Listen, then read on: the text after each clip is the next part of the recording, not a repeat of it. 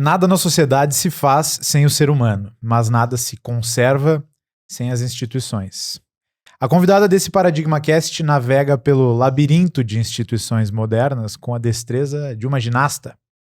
Nos seus estudos passou por Oxford e Berkeley, antros de tradição acadêmica, mas a carreira ela construiu na Movile e na Rappi, duas das startups mais quebradoras de paradigmas da América Latina na última década. Ela já trabalhou na Prefeitura de São Paulo, fortalecendo a instituição MOR, o governo, e hoje trabalha numa corretora de cripto, em prol do Bitcoin e das outras criptomoedas. Um dos fenômenos que mais mina a expansão dos poderes de governos mundo afora, argumentavelmente. Hoje a gente vai se aventurar para dentro desse labirinto institucional e tentar desenrolar um novelo que nos leve até uma saída lá do outro lado, onde, quem sabe, todas essas empresas, governos, moedas e interesses humanos individuais possam conviver e prosperar em paz.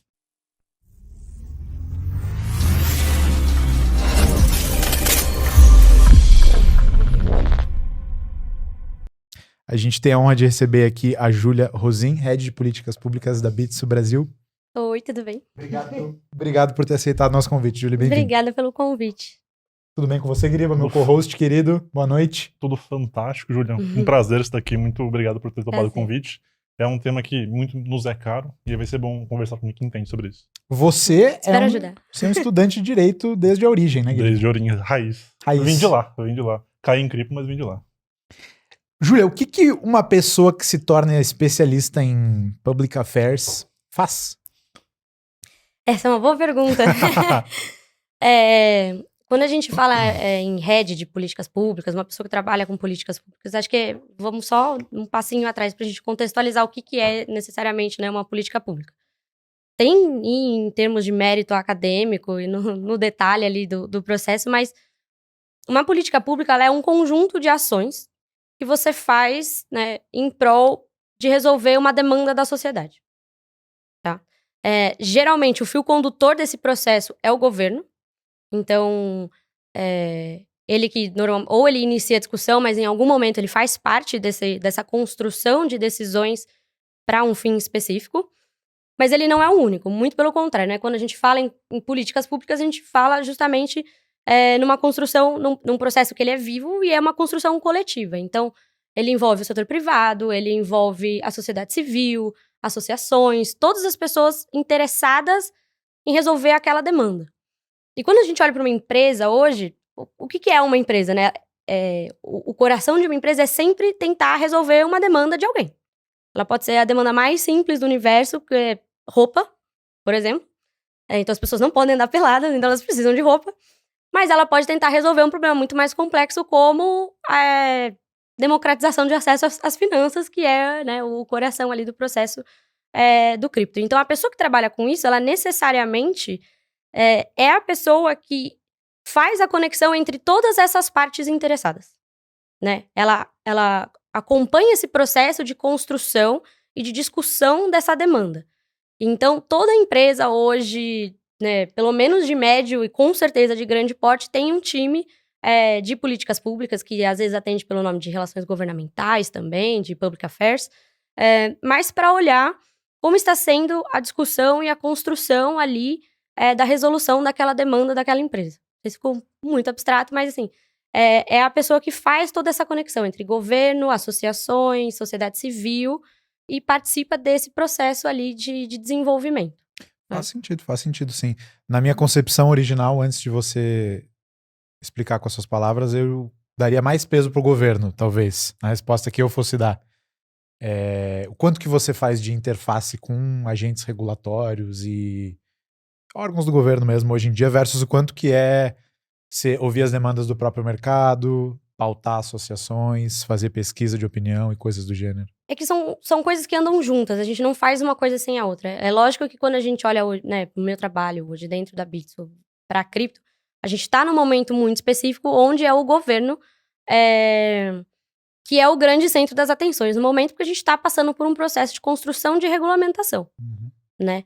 Mas então o meu trabalho ele é muito dividido entre fazer essas conversas com o governo, muito para entender em que ponto eles estão, para fazer um processo muito grande de educação sobre o que é cripto, como funciona, como as empresas operam, ao mesmo tempo em que, dentro das associações hoje de empresas de cripto e de fintech, né, a gente constrói entendimentos também de como a gente deseja que essa regulamentação aconteça e qual é a melhor forma de apresentar isso para o governo.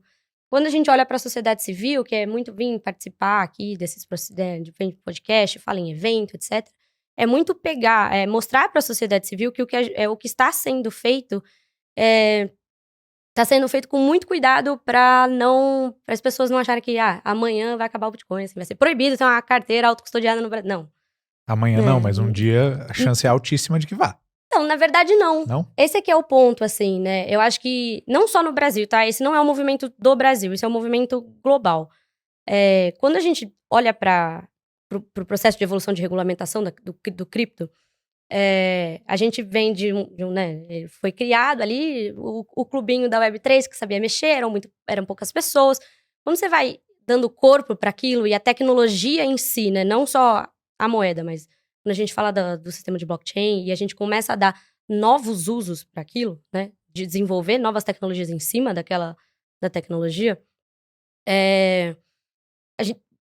como é que a gente torna isso, que é o que eu acredito que seja o coração, né, do cripto? Como é que você torna isso útil para as pessoas? Você precisa fazer com que elas conheçam isso e você massifica isso unindo ao que elas já conhecem, né? Que é hoje o sistema financeiro tradicional. Então, para você tornar a cripto massificada, efetivamente, né, para minha mãe, né, para minha avó entender o que é o uso de cripto, primeiro eu preciso trazer isso para uma realidade no qual ela conhece e aí expandir isso. Eu acho que as empresas que foram surgindo dentro desse ecossistema, elas entenderam isso, né? Então, por que é tão legal hoje eu poder fazer um Pix no meu aplicativo da Bitso, né, que é todo baseado em moeda, né? É muito mais fácil, é útil. Eu posso fazer um pagamento, então eu tenho que ter acesso ao sistema, né, de emissão de boleto, que é todo regulado, né? Então, quando o governo olhou esse movimento do tipo, aqui tem e aí falando globalmente, aqui tem uma tecnologia que dá para tirar, né, que eu consigo integrar e ampliar, né, para mais pessoas, que eu consigo transformar isso para uma inovação olhando dentro do governo. Então, os contratos inteligentes falam muito sobre isso, o processo de tokenização fala muito sobre isso. A visão, ela é menos vamos proibir. A gente entende que, né, novas tecnologias sempre causam receio, mas hoje ela está sendo muito do tipo, vamos entender quais são as potencialidades e regular de uma forma em que a gente não trave a inovação dentro do processo. Então, hoje, por exemplo, ninguém está discutindo carteira autocustodiada, porque ninguém quer regular o Bitcoin. O que é a regulação que está sendo feita hoje foca o quanto essa criptomoeda faz intersecção com o mercado financeiro tradicional. Entendeu? Que é onde realmente as empresas conseguem fazer esse boom ali em termos de uso mesmo. Você não precisa entender como funciona uma hash para poder investir numa Bitcoin, num Tether, etc. Por quê? Porque a linguagem daquilo foi transferida para algo do cotidiano e é algo que a gente consegue entender. E a base disso tudo é a educação, né? E isso é feito em muitos processos. Inclusive para dentro do governo. Então, o governo fala, eu tô vendo aí que vocês estão fazendo toda essa transação, eu acho que a gente pode se beneficiar disso de N formas. Então, a criação do real digital, né, todo o projeto do Drex, por exemplo, se explora muito hoje a questão das remessas internacionais, dos contratos inteligentes, e aí eles querem olhar de uma forma em que aquilo não deixe de existir, mas também que seja seguro para as pessoas que utilizam, né? Então, não só no Brasil, mas como no mundo, esse trabalho está sendo construído a muitas mãos, assim. E eu acho que é isso que a gente precisa perder um pouco do medo, sabe? Não é porque entrou no Estado que vai ser proibido. Se você faz esse processo educacional, e eu acho que esse é o grande trabalho das empresas hoje, junto com os reguladores do sistema financeiro tradicional, a gente consegue achar o caminho ideal para continuar desenvolvendo a tecnologia sem que a gente barre o uso dela inicial, que é você ter o seu investimento em Bitcoin, você ter a sua carteira autocustodiada, né, que é a descentralização. Mas a partir do momento que eu integro isso de alguma forma com o sistema financeiro tradicional, eu tenho que seguir algumas regras para trazer segurança para quem está fazendo o uso daquela tecnologia. Você conhece a blogueirinha? Conheço. Conhece? Conheço. Tá dando risada já porque eu mencionei ela. Porque... É a segunda vez que ele menciona, pode. Porque eu andei vendo umas entrevistas dela e aprendi muito com ela sobre o quanto a franqueza absoluta, extrema, às vezes consegue extrair coisas da pessoa que tá do outro lado da mesa que num papo normal talvez não conseguisse extrair. Falando isso para dar o contexto aqui de que eu não pretendia começar o papo nesse tom mais inquisitivo, combativo. Eu tenho várias curiosidades sobre tua vida pré-cripto. Mas, já que a gente tá nesse tópico, eu concordo muito contigo que o papo sobre regulamentação aqui no Brasil está muito mais focado nas intermediadoras, nas exchanges, nas empresas que prestam serviços e não em tentar regular o direito das pessoas terem uma wallet ou de terem Bitcoin. Concordo contigo. Mas, se a gente der alguns passos atrás e olhar para a história da regulação de cripto nos Estados Unidos, que é mais antiga do que a nossa aqui, desde 2013 com a BitLicense em Nova York, o que a gente vê são movimentos no sentido de exigir licenças para as empresas operarem e, sem entrar muito no detalhe, movimentos no sentido de proteger as maiores empresas do setor e de encarecer a entrada de gente nova e menor. E tem pontos positivos nisso, como, por exemplo, proteger a população de cair em golpes de exchanges gringas, e também acho que tem pontos negativos disso que envolvem desestimular a competitividade. E aí, quando a gente dá mais alguns passos atrás ainda, tu falou de analogias com as coisas que as pessoas já conhecem, né? Décadas atrás, no mundo do Bitcoin fala-se muito sobre a ordem executiva 6102, se eu não me engano, que foi quando lá nos Estados Unidos proibiu-se a posse física de ouro. E basicamente o governo forçou todo mundo que tinha ouro físico a vender para o governo num preço tabelado. E essencialmente proibiu a custódia de ouro físico. Isso não está em pauta explicitamente na discussão regulatória, mas se você olhar toda a rejeição que havia aos ETFs no começo e o processo de aprovação dos ETFs, o fato de que hoje 10% dos Bitcoin, mais que 10% dos Bitcoins em circulação já são custodiados por ETFs. Eu não estou querendo dizer que esse é o plano explícito, autodeclarado dos governantes americanos, mas eu não consigo ignorar uma pontinha de medo que a história inspira dentro de mim.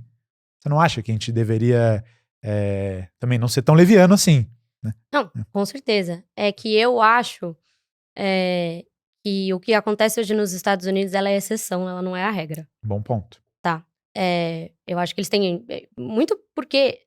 E aí, eu acho que o interessante nos Estados Unidos isso aconteceu muito porque o debate sobre regulamentação de cripto, ele foi muito politizado. E isso é algo que não acontece na maior parte dos países. Hoje, isso não existe aqui no Brasil. Ninguém tá falando que regulamentar cripto é coisa de direita ou de esquerda, de partido A, partido B, partido C. Isso é o melhor cenário possível. Porque aí, quando a gente constrói uma regulação, a gente constrói ela sem nenhum tipo de viés específico, e você cria o que a gente chama de política de Estado e não política de governo. E isso faz com que... O que é uma política de Estado? É uma política que permanece independente de quem é o presidente. Ou independente de quem é o presidente do Banco Central. Né? Então é algo tão... o PIX. O PIX é uma política de Estado. Ele vai entrar gente, vai sair gente. Ninguém vai acabar com o PIX. Então, a ideia é construir uma regulação de cripto que tenha exatamente esse viés. Que é completamente o contrário do que acontece hoje nos Estados Unidos. Né? Então, o debate em si, ele foi muito... Ele radicalizou muito. E isso prejudica o desenvolvimento e o olhar para a tecnologia com as potencialidades que a tecnologia tem. Né? Mas, por exemplo, a obtenção de licença é algo que é o que traz hoje segurança para qualquer pessoa que deseja operar nesse sistema, né? Integrando ele a um sistema financeiro tradicional. Então, qualquer país hoje que começou a discutir regulamentação de cripto fala muito sobre solicitar com que as empresas, de fato, que operam com isso, vinculados ao sistema tradicional, tenham uma licença porque elas sigam uma série de regras muito focadas em combate à lavagem de dinheiro, em financiamento ao terrorismo, né? Para que isso também não se torne um mercado paralelo para esse tipo de atividade. O não regular, ele também é uma decisão política. Acho que é muito importante a gente ter isso em mente. Então, se a gente vê que um mecanismo que é bom, que tem potencial, está sendo usado para uma finalidade que não é a finalidade no qual ele foi criado, o regular pode ajudar muito mais ele se manter fiel à sua origem do que o contrário. E você pode transformar o mercado num mercado né, horroroso, onde as pessoas só utilizam aquele mecanismo porque não tem fiscalização nenhuma e você faz o que você quiser lá dentro, né? A festa do caqui. Então, o equilíbrio é essencial. Eu entendo todos os receios, eu acho que é impossível a gente prever o futuro, mas é isso, assim, eu acho que os Estados Unidos é um mercado à parte, tá? Será que eu super concordo contigo que esse é o melhor dos cenários. A gente criar regulamentação sem estar nesse contexto de politização extrema, que é o que acontece nos Estados Unidos, os dois lados. Exato. Tem políticos da esquerda que se dizem anticripto. Elizabeth Warren, por exemplo, está construindo um exército anticripto, era um slogan de campanha dela. E mais famosamente agora, nos últimos tempos, o Trump abraçou a bandeira de cripto. Será que não é inevitável que uma hora a discussão se politize a partir do momento em que políticos percebam que tem um contingente eleitoral, tem gente que tem cripto e que tem interesse velado nisso? E nos Estados Unidos, por exemplo, discutiu-se muito há uns meses atrás que o Trump, a Coinbase fez um esforço lá de mensurar a população que tem cripto, de fazer um trabalho de advocacy grande, lobby, etc., de tal forma que chegou na campanha do Trump, essa é uma leitura minha, que, tem 40 milhões de americanos, 50 milhões de americanos que têm alguma exposição a cripto, e muitos dessas pessoas são single issue voters, ou quase isso, de forma que, era uma população, era um eleitorado ali que estava órfão. Será que isso não... Eu pergunto genuinamente, eu não sei. Sim. Será que isso não vai acontecer inevitavelmente em todos os países? Eu não posso dizer por todos os países, assim, mas a gente passou dessa fase no Brasil. A gente já teve um período de discussão no Congresso, no qual envolveram-se políticos de todos os partidos. O início, inclusive, da discussão do projeto foi no governo passado. Ele foi aprovado na gestão passada. A gente já está numa nova gestão, no qual nenhum esforço foi feito para barrar esse tipo de processo de regulação.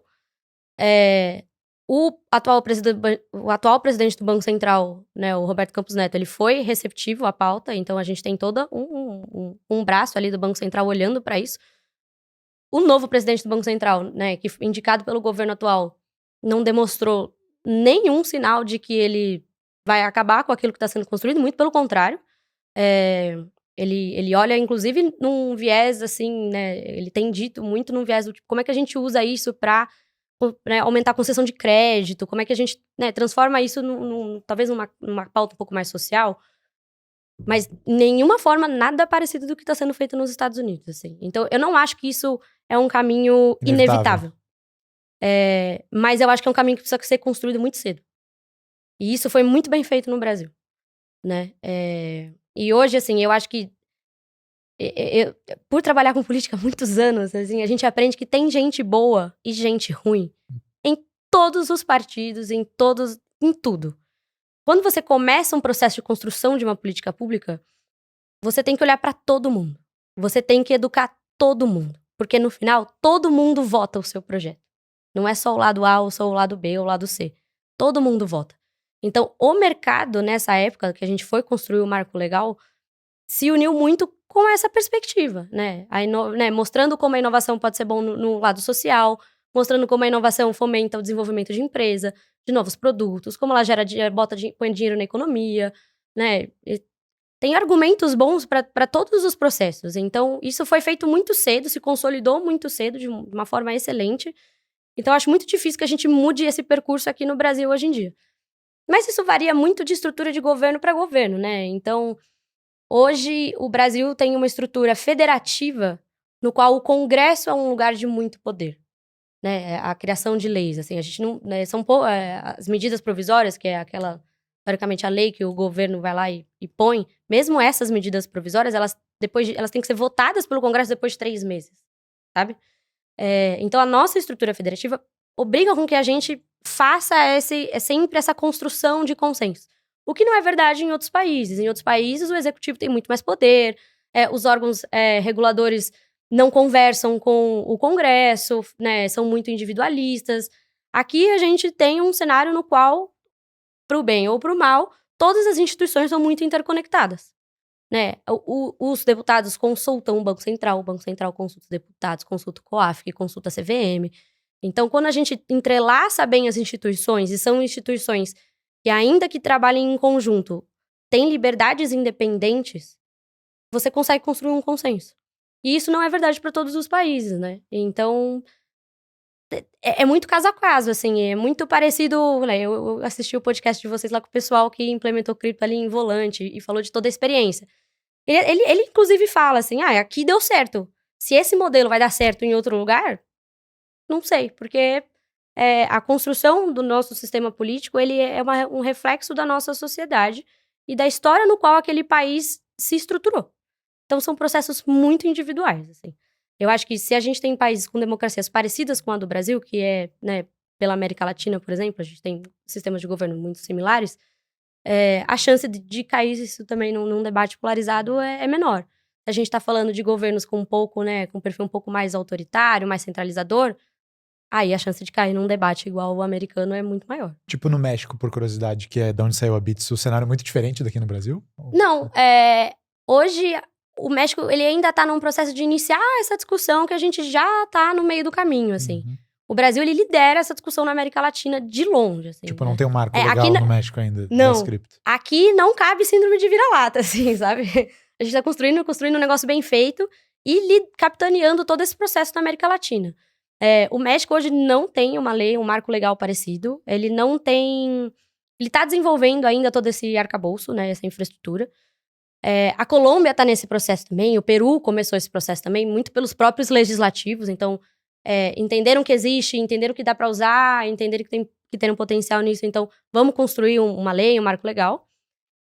O mais perto que a gente tem hoje do Brasil é a Argentina, que, apesar de ter uma estrutura democrática parecida com a nossa, o Congresso deles não é tão ativo quanto o nosso, assim, em termos de construção de política pública. Então, foi algo que veio na CNV, que é o equivalente à CVM deles, né? Mas eles já fizeram um mapeamento de todas as empresas de cripto e estão construindo agora um processo de obtenção de licença. Uhum. Também, assim, através de consulta pública, conversando com as empresas, se reunindo, etc. Falando com as associações das empresas, né, que tem ali, que é principalmente a Câmara Argentina de Fintech. Então, assim, por aqui a gente tem excelentes perspectivas de que o debate siga bem técnico mesmo e bem focado no desenvolvimento da tecnologia mesmo. Que bom. Como que você estava falando sobre educação dos políticos para a gente conseguir construir uma boa política pública?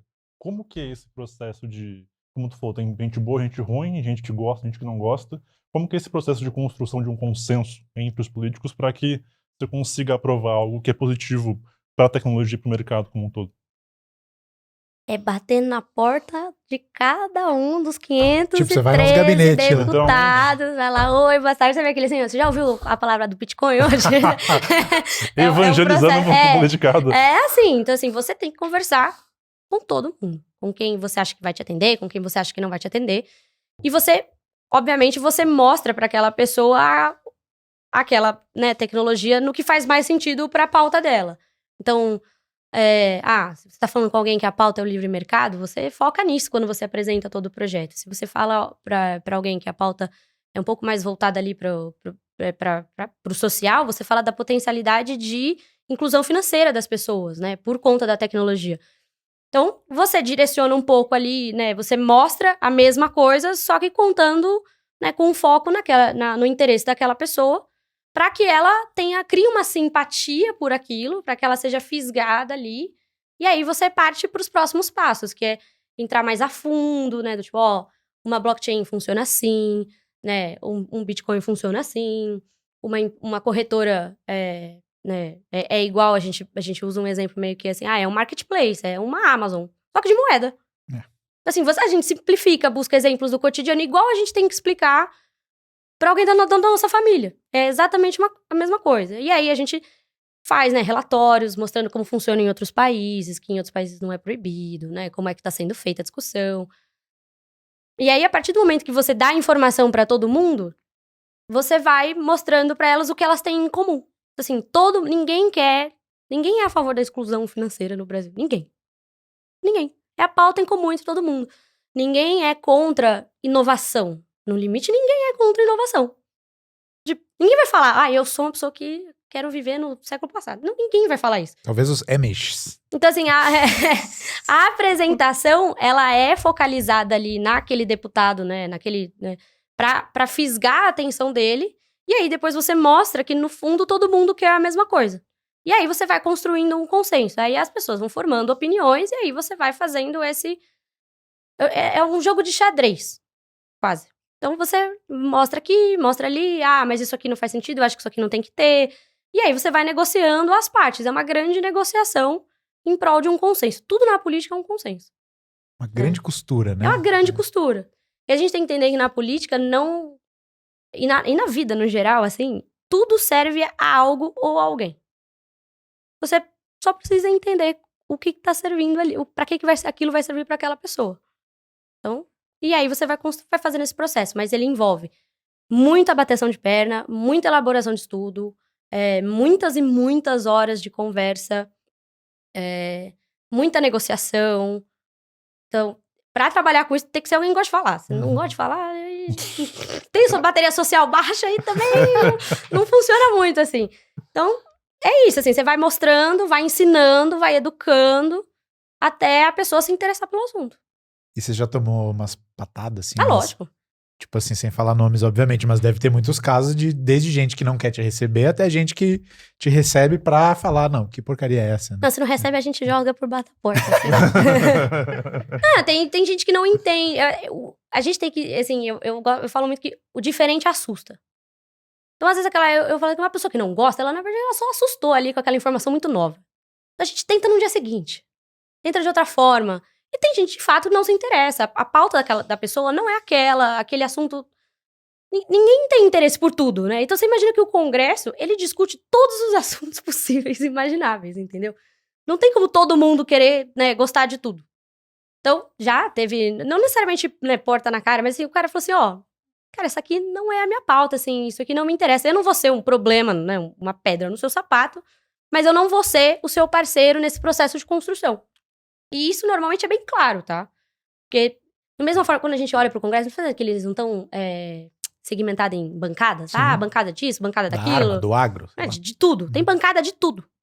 Então tem a bancada da galera que gosta mais de tecnologia, tem a bancada da galera que entende muito sobre finanças, que, né, que gosta do assunto, que se interessa pelo assunto, que vai pegar o seu tema, vai botar debaixo do braço, vai falar assim, não, vamos junto, vamos fazer acontecer.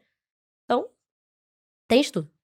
Eu pedi ajuda para alguns membros da nossa comunidade mandarem algumas perguntas mais cedo. E você falou de marco legal. Isso. Essas palavras que você usou. Marco regulatório. Marco civil, eu já li também. Vale também? Tem. Dá para falar qualquer coisa. A lei. Uma das perguntas que me mandaram, que eu achei extremamente prudente de trazer agora é: qual a diferença de um marco legal para uma emenda, ou para uma constituição, ou para uma jurisprudência tracinho? Um leigo pode colocar tudo no mesmo bolo e dizer que é tudo lei? No limite, sim, né? Ó, advogado aqui me olhando aqui. Então, eu já ia falar que não, mas... Assim, o que interessa, sabe? O que é um marco legal? O marco legal, normalmente, assim, é um marco. A palavra é um marco. É o primeiro sobre aquele assunto. Marco é o nome de um parente meu. Pode ser eu também, não sei o que é marco. Mas, assim, o que é o marco zero da cidade? Começo. Exato. O que é um marco legal? É o primeiro passo daquele assunto. Pronto. É uma lei. Mas ela é chamada de marco porque ele é o primeiro. Ponto. É isso. E o que legisla o marco legal? É uma lei. A lei ela é construída dentro do Congresso Nacional. Mas o que diz? O que ela proíbe ou ela permite? Ou o que ela estipula? Então, a lei... Essa lei um marco legal... um marco legal pode estipular absolutamente o que ele quiser, assim, né? Dentro das linhas da Constituição. Então, o que é uma Constituição? É o nosso conjunto de regras da sociedade, né? Que a gente, no Brasil, tem que seguir. Existe a Constituição e aí existem as leis que regem sobre tudo todo o entorno dessa Constituição, tá? Então, é quase como se fosse o detalhamento. Aí o advogado aí pode me... Eu não sou advogado.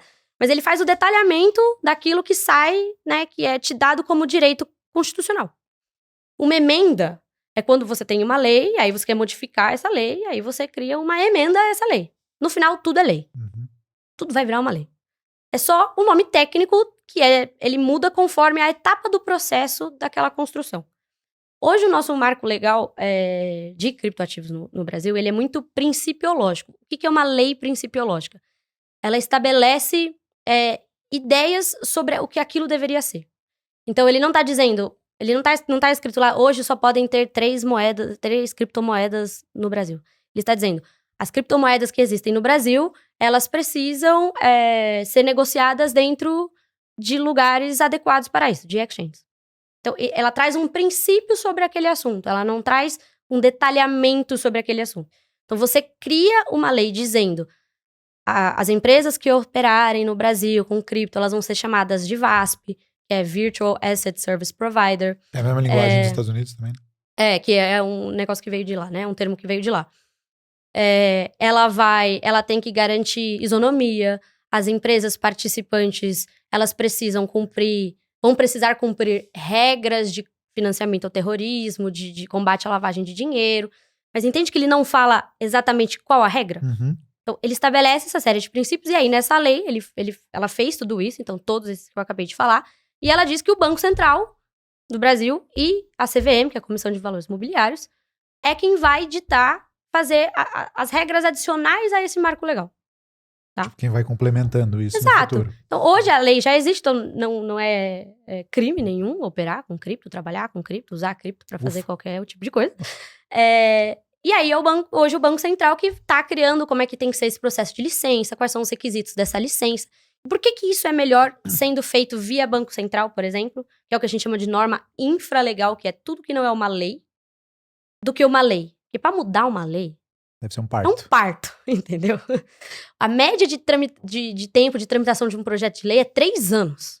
Então, qualquer mudança ia ser muito difícil de ser feita. Quando o Banco Central emite uma norma do Banco Central, uma normativa, uma instrução normativa, uma portaria, qualquer coisa do tipo.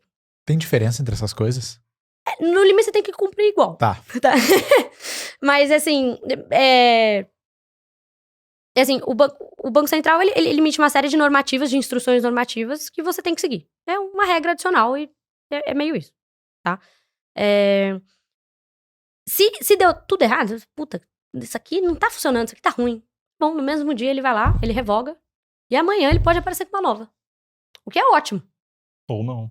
Então, mas entende que o direito a cripto, ele já tá estabelecido por lei? Concordo. Ele já não é ilegal. O Banco Central não pode tornar isso ilegal. Porque a lei já garante a existência e já garante a legalidade do uso de cripto e da criação de VASPs no Brasil. Ele vai só dizer como esse processo tem que se dar e quais exatamente são essas as regras. Entendeu? A gente chama isso de regulação de recall. E é basicamente você ir construindo algo por etapas. Então, por exemplo, o Pix. O Pix é um ótimo exemplo, porque eles foram lá e falaram assim, pode oferecer Pix em instituições, né, de instituições financeiras com esses critérios. Puta, aí fechou muito o mercado. Não, então vamos abrir. Próximo passo. Tá tendo muita fraude com Pix. Né?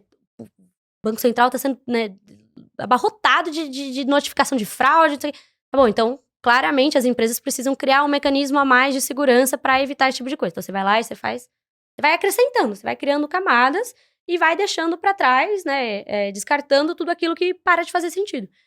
Quando a gente faz uma norma assim, a gente permite a evolução dela. E cripto é um negócio que hoje é uma coisa, amanhã pode ser outra. Daqui 2 semanas a gente vai descobrir uma hash que, né, com um negócio que a gente nunca nem parou para pensar, para desenvolver uma demanda que a gente nunca achou que era uma demanda. Então, isso permite com que os participantes desse arranjo, né, desse ecossistema, não tenham medo de seguir inovando. Porque não tá proibido, a gente já sabe que tá legalizado, a gente só vai construindo esse processo aí de tijolinho em tijolinho. Júlio, eu queria voltar um negócio que você falou que eu lembrei do meu TCC da faculdade, que era dos VASPs, que eu fiz meu TCC da faculdade sobre... Isso faz tempo, foi em 2020. Mas era sobre a impossibilidade do direito de regular cripto, né? Eu era muito da loucura naquela época. Mas o principal é que eu queria te perguntar sobre essa questão de construção de legislação. Voltar nisso, porque eu lembro que a minha ideia naquela época era que tem os protocolos descentralizados, né, em DeFi, que a gente tem um mercado regulado, onde as corretoras respeitam tudo que o Estado fala, e a gente tem DeFi, que é um pouco do que a gente sempre gostou, né, do Wild West de cripto, né, do lado do Velho Oeste em cripto, que é a galera que constrói aplicações por conta e não, teoricamente, presta conta a ninguém. E eu lembro que, tipo, na época eu estudei, esses VASPs, né, eles têm que seguir uma série de regras para serem considerados como o Estado dá o ok para eles estarem lá. Como que você vê essa questão de construção de legislação, onde a gente tem, tipo, essas aplicações, que é uma galera doida programando as coisas com moedinhas mágicas na internet, e do lado, tipo, esse setor mais regulado, construindo legislações que são baseados bem no que, na forma como eles se organizam, na forma como eles se coordenam, tipo, eu entendo, na minha opinião, tipo, eu entendo que eles ficam um pouco de lado, e eu discuto muito com um amigo meu, que é bem de DeFi, assim, que a gente vai ter um dia a gente vai ter um mercado paralelo de DeFi, né, que é o mercado da galera que resolveu não se adequar, e a gente vai ter um mercado regulado, que é um mercado que as corretoras realmente atuam, como a Binance, Coinbase e próprio Bits. Como que tu acha que isso vai realmente acontecer, ou é só, realmente, todo mundo vai migrar pro lado regulado e tudo certo? É difícil dizer, porque eu acho que se você tá num mercado não regulado, né, se você tem esse mercado paralelo não regulado, existe uma limitação do quanto você pode crescer e do tipo de produto que você pode desenvolver. Então, assim, o mercado não regulado jamais vai se integrar ao Pix. O mercado regulado não vai fazer remessas internacionais, né? Ele não vai atender grandes empresas, porque grandes empresas não têm, eles não vão se aventurar em meia dúzia de pessoas que estão criando ali um protocolo novo. Ele fica muito limitado. E se ele é muito limitado, o estrago dele acaba sendo limitado também. E assim, o mercado não tem, né? O regulador, a gente tem 1 milhão de coisas pra regular no Brasil, gente. Não dá pra resolver tudo. Resolver tudo. E eu acho assim, tem uma historinha muito, né? Se vocês me permitem, uma Claro, história muito fique boa, à que eu acho que vontade. dá um exemplo ótimo sobre isso. Fique à vontade. Que eu tenho uma amiga que fala isso. Oswaldo Cruz, o grande médico sanitarista brasileiro, lá em 1900, ele era o equivalente ao que seria o diretor da Anvisa, tá?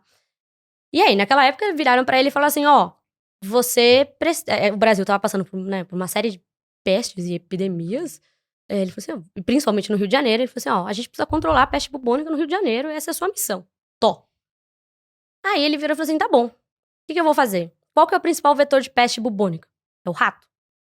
Então, logo, a gente também tava tendo uma epidemia de rato. Aí, a gente precisava fazer o controle, né, do vetor. Então, assim, diminuir a quantidade de ratos na rua, né? Aí, ele criou uma política que era cada cidadão que levasse 2 ou mais ratos Ganhava dinheiro. ganhava R$300. Eu já ouvi essa história com cobras em algum outro país, na Austrália, acho, sei lá. Lá do Brasil é verdade, pode jogar no É Google. verdade? Era R$300. E aí, o que aconteceu? As pessoas começaram a criar rato em casa. Entendeu? A externalidade negativa A externalidade superou negativa, o intuito exato. original da parada. Então, o que ele fez? Não, tá bom, agora a gente vai ter que vacinar. Além disso, a gente vai vacinar a população, a gente vai fazer esterilização das ruas, a gente vai continuar, né, capturando os ratos, mas a gente vai fazer uma série de outras coisas, né? Então, assim, é um ciclo. E, assim, não existe mais peste bubônica, graças a Deus. Então, assim, deu certo, entendeu? Então, qualquer processo de regulamentação, ele pode gerar uma externalidade negativa. O quanto essa externalidade, ela afeta o mercado, né? Qual é a balança? Ele tá passando, ele não tá? Isso é um equilíbrio que vai sendo feito. O mercado não regulado, daqui a um tempo, então, é isso. Ele vai ser muito limitado. Ele não vai poder se integrar ao sistema financeiro tradicional, ele não vai, né, o número de clientes dele vai ser limitado, o mercado no qual ele consegue atingir vai ser limitado. Então, não sei se ele vai ter muita opção, né, se ele quer crescer, quero crescer, quero fazer uma empresa grande, estruturada, eu não acho que ele talvez tenha essa opção, entendeu? Mas é isso, eu acho muito difícil que a gente tenha algum problema. Hoje a gente não tá pensando em regular carteira custodiada. Por quê? Porque isso não é uma questão ainda. Entendeu? Mas eles pedem lá pra botar. Tem gente que sugere que se coloque na declaração o endereço. Quando você faz autocustódia das suas moedas, tem gente que sugere que você coloque o endereço no qual as moedas estão custodiadas. Se não tem nenhuma pontinha de intenção de regular esse tipo de atividade, por quê? Eu acho que a gente não chegou lá ainda. Chegou lá ainda. Mas vamos com calma, entendeu? Não vamos colocar o carro na frente dos bois. Assim. Eles estão. O sistema financeiro tradicional está entendendo agora como a gente funciona. Então a gente. Vamos trabalhar com isso. Vamos fazer com que eles entendam o básico muito bem.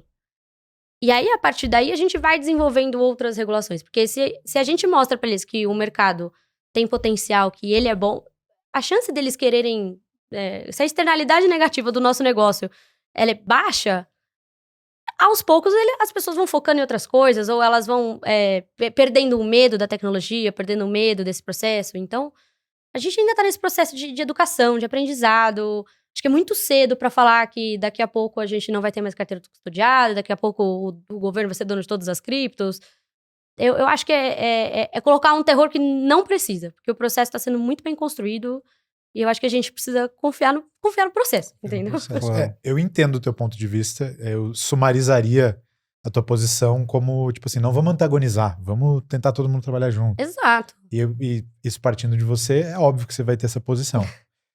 Eu não concordo 100%. Eu acho que a gente tem que levantar um certo terror, sim, porque se não levantar, ninguém vai fazer autocustódia, entendeu? As pessoas vão deixar o dinheiro nas corretoras, as pessoas vão deixar o dinheiro em ETFs. E se um dia, por acaso, mesmo que a chance seja mínima de uma ação de confisco massificado de cripto, se um dia isso vier, chegar perto de acontecer e eu não tiver, entre muitas aspas, colocado terror nos meus parentes, nos meus amigos, nas pessoas ao meu redor, eu vou olhar pra trás e vou falar, puta, eu fui um bundão. Eu tinha o meu papel aí de proteger as pessoas próximas a mim e eu fui leniente, ou eu confiei demais no processo. É que aí eu acho que, assim, você pode levar você deve, na verdade, levar essa sua preocupação pra dentro de onde as decisões estão sendo tomadas. Porque não existe vácuo de poder. E não existe vácuo de regulamentação. Entendeu? Se você não está na mesa trabalhando pra decisão, alguém vai decidir aquilo por você. Então, se você tem... A gente tem, obviamente, essa grande preocupação sobre como chegar nessa parte do processo. Ninguém tá dizendo que a gente não vai levar esse assunto. Esse assunto vai ser discutido. Custódia de ativos vai ser debatido, né? Toda a regulamentação em torno disso. Se a gente tá colocando as coisas em cold ou hot wallet, tudo isso a gente vai chegar nesse ponto. O que eu tô dizendo é, a gente não pode se antecipar, sendo que o básico não foi compreendido ainda. E eu concordo contigo dentro do teu fórum. Eu concordo plenamente. Exato. E assim, quando a gente começar, eles entenderem, e aí começar a surgir essa ideia do, puta, vamos pegar as carteiras custodiadas, não sei o que lá, aí a gente vai mostrar que isso não faz sentido. E aí a gente parte pra segunda parte da regulamentação, pra segunda fase da construção daquele conjunto de regras. Mas o importante é que a gente faça parte. Uhum. Então é isso que eu tô dizendo, assim. Não adianta a gente colocar o terror nos nossos colegas que trocam ideia com a gente no Discord, entendeu? Porque se eu não levar aquela preocupação, às vezes ninguém vai levar. E a sua opinião não vai ser levada em consideração, aquele ponto de vista não vai ser levado em consideração, e alguém vai tomar a decisão sobre aquilo em algum momento. Tá? Então eu acho que o botar o terror é mais assim, vamos ficar aware terror é uma desse palavra horrível, fato, né? vamos ficar aware desse fato, e quando a discussão começar a migrar pra esse lado, a gente tem que sim se movimentar pra fazer com que isso não aconteça. Eu quero entender melhor a questão das VASPs, mas eu não queria perder a oportunidade de tirar uma curiosidade contigo. Tu falou de mudança de lei, norma é muito mais fácil de mudar. E quando, abrindo um grande parênteses aqui, mas aproveitando a sua expertise e experiência, e quando um negócio é decidido pelo Supremo, só por curiosidade, quanto tempo em média leva pra mudar? Quando se muda? Dá pra mudar? Não dá pra mudar? O Supremo, né, os superiores tribunais de justiça, eles têm regras, né, e formas de fazer as coisas meio próprias, assim. Normalmente, quando algo chega no Supremo, que se esgotaram praticamente todos os caminhos viáveis e possíveis e imagináveis. Normalmente. Mas ainda assim, decisões do Supremo podem sim ser contestadas, né? E devem, acho que faz parte do processo democrático. Nada tá escrito em pedra. Acho que se algo... que é isso, assim, se uma decisão chega lá é porque ela... Cara, aquilo já passou por tantos processos, por tanta discussão. Decisões do Supremo muito, né, batidas, assim, normalmente elas vêm do esgotamento de todas as possibilidades de diálogo. E eles têm essa prerrogativa, gente. Uhum. Então, assim, na verdade, não cabe a mim dizer se aquilo é certo ou errado, mas acho que é importante a gente entender isso. Se chegou no Supremo, é porque todas as vias de acordo, de comunicação foram esgotadas. Né? E se não foram, e se foi uma decisão que veio direto do Supremo e não passou por nenhuma outra instância, ela vai facilmente ser contestada. E aí esse processo de discussão vai continuar. O advogado pode falar até melhor. Assim, eu não sou especialista em Supremos, mas o Supremo hoje não vai dizer, pode trabalhar com cripto ou não pode. Na verdade, Entendeu? a decisão que eu tinha em mente aconteceu 2 ou 3 semanas atrás, em relação à data que esse podcast está indo pro ar, tem a ver com o negócio da Confas de compartilhamento de dados entre bancos e administrações estaduais. E eu também não quero a sua opinião sobre se deveria estar correta ou não a decisão, mas eu tenho curiosidade sobre se essas decisões são passíveis de mudança mesmo. E são, né? São. Só que vai demorar mais do que 3 anos, provavelmente. Ou não, também depende. Depende da mobilização popular, depende... Mas não é que assim, quando o juiz decide de forma monocrática, ele decide porque é importante decidir aquilo rapidamente. E aí depois ele é discutido com todos os ministros do STF, e aí eles fazem uma votação para chegar se vai continuar aquela decisão monocrática ou não. discute-se muito de tirar a decisão monocrática, por quê? Para tirar esse poder de censor das pessoas, também por causa desse embate de poder entre o Congresso, entre os políticos e os ministros do STF. Mas apesar do ministro poder chegar lá e falar isso aqui não vai fazer, poucos dias depois, teoricamente, dá para isso ser mudado por eles. O problema é a questão do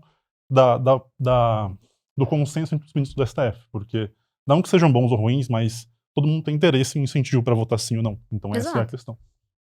A mesma coisa vai pro CONFAS, porque antes de uma decisão ser publicada pelo CONFAS, ela passa pelo CONCEFAS. O CONCEFAS é o Conselho de Secretários de Fazenda dos Estados, né? Então, os secretários de Fazenda de todos os estados se reúnem e eles ali já têm que chegar num consenso sobre alguma coisa, o que é bem difícil. Você pode imaginar que os interesses do Amapá são muito diferentes dos de São Paulo. A gente fala muito sobre, né, disputa tributária, isso é um papo super antigo, assim. Então, ele já passou, tá vendo, por um processo de consenso. Aí, isso vai pro CONFAS. Então, essa decisão foi tomada, o CONFAS, que é o conselho, tem um presidente, que é quem encabeça essa decisão e leva essa decisão pra frente, né? Então, aí ela chega no Supremo e aí eles vão debatendo esse processo. Mas também é algo que já, assim, para um secretário de Fazenda tomar essa decisão é porque o governador tá pensando naquela ali. O governador foi uma pessoa que a gente elegeu, né? Uhum. Então, se a gente parar pra pensar, o processo decisório, ele é bem longo. Então... Voltando para as VASPs, que são os provedores de serviços para ativos virtuais, algo assim na tradução livre. É um modelo que é meio que, tipo assim, vai acontecer aqui na maioria dos países onde o mercado de cripto crescer, né? Você exigir um conjunto de requisitos mínimos para uma empresa se autodenominar uma exchange, oferecer o serviço dela, etc e tal. Eu imagino que isso vai rolar, é inevitável. Uhum. E... Ano que vem. Ano que vem, então. Pois então, esse é um dos próximos passos do marco civil, do marco legal das criptoregulatórias, sei lá como é que é o nome do tio Marcos aí. Sim, tá. Hoje em que ponto que tá a discussão? Então, a gente teve um marco, depois disso a gente teve a definição do Banco Central como entidade reguladora. E aí o Banco Central, o que ele começou a fazer? Ele começou a fazer consultas públicas. Quem definiu o Banco Central como a entidade reguladora? Foi um consenso entre parlamentares e mercado. Deputados. Sim. Tá. Né? A gente fez a sugestão, eles gostaram da sugestão. E aí fizemos todos um consenso em relação a isso. Mas eles abriram o que a gente chama de... que são as consultas públicas, que é quando o Banco Central quer saber a opinião das pessoas sobre aquele assunto. E os caras lê? Lê. Jura por Deus? Lê. Cada coisinha? Lê. Então, se a gente fizer um ataque denial of service distribuído, mandar 200 mil cartas... Eles leem. Eles vão ter que ler. Alguém vai ler pra eles, no mínimo. Ah, entendi. Eles leem. Eles leem porque quando a gente faz reuniões com eles falam assim, isso estava escrito na sua contribuição. Entendeu? O que é essa consulta pública, né? O Banco Central, ele, no caso do cripto, a gente teve a primeira no comecinho desse ano, que ela fazia uma série de perguntas, era literalmente um documento, uma série de perguntas para entender como o mercado funciona. Então assim, vocês me colocaram aqui para tocar esse barco, agora me explica como esse barco funciona. Então era assim, das perguntas mais básicas como vocês fazem custódia dos ativos, todas as empresas têm que ter custódia dos próprios ativos, elas não têm, você pode ter um terceiro trabalhando nisso, se cobra uma taxa para fazer esse tipo de coisa, qual que é o custo desse processo?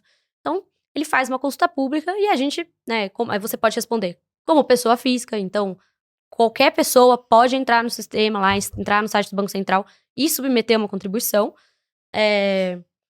A gente fez como associativamente e como empresa, né? Então, qual a Bcrypto? A Bcrypto. Hoje a Bitso faz parte da Bcrypto, da Zeta e da Abranet.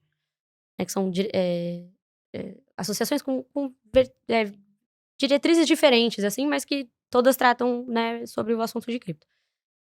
Você faz contribuição, a gente fez as contribuições via associação, aí eles pegaram tudo aquilo. Fala assim, me dá uns 3 meses aí, porque vocês colocaram mais de 200 contribuições aqui no meu backlog. E eu tenho meia dúzia de pessoas que precisam sentar pra ler isso, pra entender como isso funciona. Eles fizeram isso, e aí, a partir daí, eles foram chamando as associações, principalmente, porque fica mais fácil, né, de organizar a discussão, pra ir construindo esses entendimentos. E aí, através desse processo, eles foram começando a esboçar como deveria ser uma VASP, quais são os critérios que se fazem necessários pra gente combater lavagem de dinheiro, pra gente fazer reconhecimento dos clientes, como deveria ser esse processo de licença, se ele qualquer empresa pode pedir, se você cria requisitos mínimos para ela pedir, etc. E aí agora a gente está numa etapa que isso começou a ser construído, então a gente tem uma noção mais ou menos de como vai se dar isso. Eles vão abrir uma segunda consulta pública agora em outubro, para entender um pouquinho melhor quais são os tipos de produtos e quais são as atividades que as empresas que trabalham com cripto oferecem. Eles querem ter certeza de que eles estão olhando para o lugar certo. Então, que tipo de produto você tem interesse em fornecer, né? Qual que é a precificação disso? Como isso funciona? Você tem até atividade de consultor, né? Consultor financeiro em cripto. Então, eles querem entender como, né, mais detalhadamente as atividades em si. Isso feito, a gente passa... essa consulta vai ser aberta em outubro. Ela vai ficar 2 meses aberta, ela encerra no final de dezembro. Isso é a última etapa do processo que antes deles liberarem uma primeira regulamentação sobre como as VASPs, o que é uma VASP e como você obtém uma licença VASP, tá? Então, a gente espera essa publicação já do Banco Central ali na primeira metade do ano que vem. Então, na primeira metade do ano que vem, a gente já deve ter claro quais são os critérios, como é que se faz esse pedido de licença, eles muito provavelmente já avisaram, né, que vão dar um tempo para as empresas se adequarem, não é um negócio do dia para a noite. E a partir daí a gente vai construindo os próximos passos, que aí é regular coisas específicas dentro do mercado. Mas aí você vai afunilando, né? Uhum. Então, já fez o geral, aí você vai olhando mais perto para stablecoins, para o processo de tokenização. Staking, sei lá. Staking, para o que eles chamam de crypto as a service. Então, que é a cripto como intermediário e não como fim. E aí a gente vai afunilando o processo e vai construindo. Mas a perspectiva é que nos primeiros 6 meses do ano que vem a gente já começa a credenciar as VASPs. Sem querer misturar as coisas, mas pelo jeito que você descreveu o processo, essa licença e tal, talvez a galera que está assistindo tenha lembrado do processo que aconteceu com as bets recentemente, onde as empresas de apostas online também vão ter que pedir uma licença para operar aqui no Brasil. Exato. E chamou a atenção, pelo menos a mim, no caso das bets, o valor da licença, que eu nem sei exatamente, mas 30 é um valor... milhões. 30 milhões de reais. E aí eles deram um tempo para as empresas pensarem 6 se elas meses. vão conseguir pagar ou não sei para quê. Se capitalizar. E tem chance de rolar isso com cripto também? Não? Onde que a gente tá? Assim, chance sempre tem, né? O Mas 30 eu milha não pra abrir uma acho exchange que... é sacanagem. Oi? 30 milha pra abrir uma exchange Não, no eu Brasil. não acho que vai ser nada parecido com isso, tá? Hoje não é... A gente não paga 30 milhões pra abrir um banco no Brasil. Assim, vamos com calma, passarinho, entendeu? Tipo assim... esse valor dessas licenças, ele tá muito atrelado ao que o governo imagina que vai ser o lucro daquela empresa, tá? Daquela funcionalidade. No caso das bets, inclusive, essa licença ela é proporcional. Então, o valor máximo dessa licença é 30 milhões. Depende do quanto a Bet fatura, ou lucra. Não, na verdade, depende do tamanho, porque nem todo mundo quer atender todo mundo. Às vezes você é mais nichado mesmo e tudo certo. Então, se você é uma empresa que o seu plano de negócio é atender só, sei lá, o Rio de Janeiro e São Paulo, não vai ser o mesmo valor de uma bet que quer operar no país inteiro, né? Então, esse valor dessa licença, ele é ponderado. Da mesma forma que em fazer pedidos de requisição de pedidos de licença para o Banco Central também tem a ver com o tamanho da empresa. Então, o que você paga para ser hoje uma IP, né, que é uma instituição de pagamento, que é a licença que é dada à fintech, não é o mesmo valor do que provavelmente o Itaú teve que pedir para virar o Banco Itaú, entendeu? Quanto você paga pra virar uma IP? Então, varia. Não existe um valor fechado. Ela varia de toda a estrutura que você quer montar para sua instituição. Mas varia E aí, de 5 conforme- mil a 50 mil ou de 1 milhão a 5 milhões? Não, ela chega na casa do 1 milhão, mas ela tá bem mais perto do 1.000 do que dos 30 milhões. Tá? Ela não chega na dezena de milhão. Isso que eu quero dizer. E o que entendeu? se tornar uma IP te desbloqueia de habilidades no sistema Você pode financeiro? entregar com o Pix, por exemplo. A partir do momento que você se torna uma entidade regulada pelo Banco Central, independente se é um banco de... Tem vários tipos de licença, tá? Uma IP, um banco de câmbio, etc. Você pode fazer parte de todos os serviços que o Banco Central regula. Então, do Pix, do Open Finance, você pode emitir boleto, você pode ofertar crédito, dependendo da finalidade da sua empresa. Então, você tem acesso a todas essas funcionalidades, que é por isso que você faz a requisição de IP, né? Porque eu quero ampliar a minha gama de serviços. Então, a Bitso, a IP, não só aqui, mas em todos os países que ela opera, justamente porque ela acredita que para você tornar, né, a gente tem um login lá que é Make Crypto Useful. Para você tornar Crypto Useful, você precisa integrar, né, com o sistema do cotidiano, que é o sistema financeiro tradicional.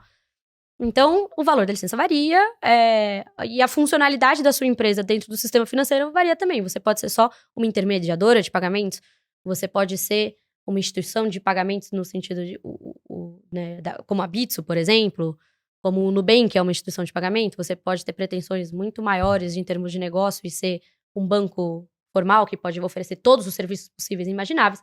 Você pode ser só um banco de câmbio. Então, tem nicho para tudo ali. Tá? Respirando fundo, dando alguns passos atrás agora. Como que você caiu nesse mundo da política? Conta um pouco de você pra gente. Olha, da política é um pouco difícil dizer, assim. Eu sempre soube que eu queria trabalhar com isso, assim. Eu era uma criança viciada em horário eleitoral. Nossa, que loucura! E camiseta de vereador, entendeu? Mas você tem político na família? Ninguém. Ninguém, assim, ninguém da minha família trabalha com nada nem parecido com isso, assim. Foi meio que um negócio da TV mesmo. E aí eu comecei a pedir, eu pedia de aniversário assinatura de jornal, sabe? Umas coisas assim. Uma criança meio nerdola, assim, mas que brincava de boneca, assim, né? E aí, quando você vai chegando naquela fase, né, do ensino médio ali, você, preciso escolher um curso e tal, o que tem a ver? Aí eu pensei muito em fazer publicidade pra trabalhar com campanha eleitoral, porque foi o horário eleitoral que me fisgou, né? Depois com relações internacionais, né? Porque tem aquele negócio, né? Diplomacia. Tem um glamourzinho tem um glamour, né? ali, aquele negócio internacional. E como na minha família, justamente, não tem ninguém que trabalhe sobre isso, eu tinha pouquíssima orientação sobre isso. Até porque eu estudei num colégio tradicional que também, tipo assim, ou você fazia medicina, direito, os cursos tradicionais também. E aí eu fui fazer relações internacionais na Federal do ABC. Eu sou de São Bernardo. E aí, no meu primeiro dia, tipo assim, no meu primeiro mês de aula, eu tive uma aula. A UFABC, ela é um bacharelado interdisciplinar. Os primeiros anos, todo mundo faz igual as mesmas matérias, independente da sua especialização. Estilo né? Estados Unidos. Isso, é uma universidade com esse viés, assim. E aí, a gente tinha uma matéria chamada Estrutura e Dinâmica de Poder. Que era, basicamente, política one-on-one, assim. E aí, eu tinha um professor que era o coordenador do curso de Políticas Públicas da Federal do ABC na época, que ele deu uma aula sobre legislativo. E falou, é aqui que as coisas acontecem, gente. É aqui que as leis são feitas, é aqui, isso aí que tem na porta da sua casa, o fato de você poder, né, do seu carro custar isso, não sei o quê. Tudo isso é criado aqui. E aí, ele convidou um professor na época, o Humberto Dantas, que é um cientista político, né, pra falar sobre isso, como funcionam essas estruturas e essas dinâmicas de poder hoje no governo. E eu fui fisgada imediatamente, assim. E aí, eu fui no mesmo dia na secretaria e falei, então eu vou mudar de curso? Porque é isso aqui que eu quero fazer. E aí, eu queria trabalhar no governo. Porque eu queria fazer as coisas acontecerem. E aí, o meu primeiro trabalho, inclusive, foi no governo. E aí, eu fui pra prefeitura. Na prefeitura, eu trabalhei com direitos humanos e eu trabalhei na Secretaria de Inovação e Tecnologia. E aí, começa, né, a primeira fisgada ali do tipo, pô, tecnologia, né, é legal. Só que a tecnologia na prefeitura, na época que eu trabalhava lá, era o sem papel. Era literalmente transformar processos físicos em processos digitais.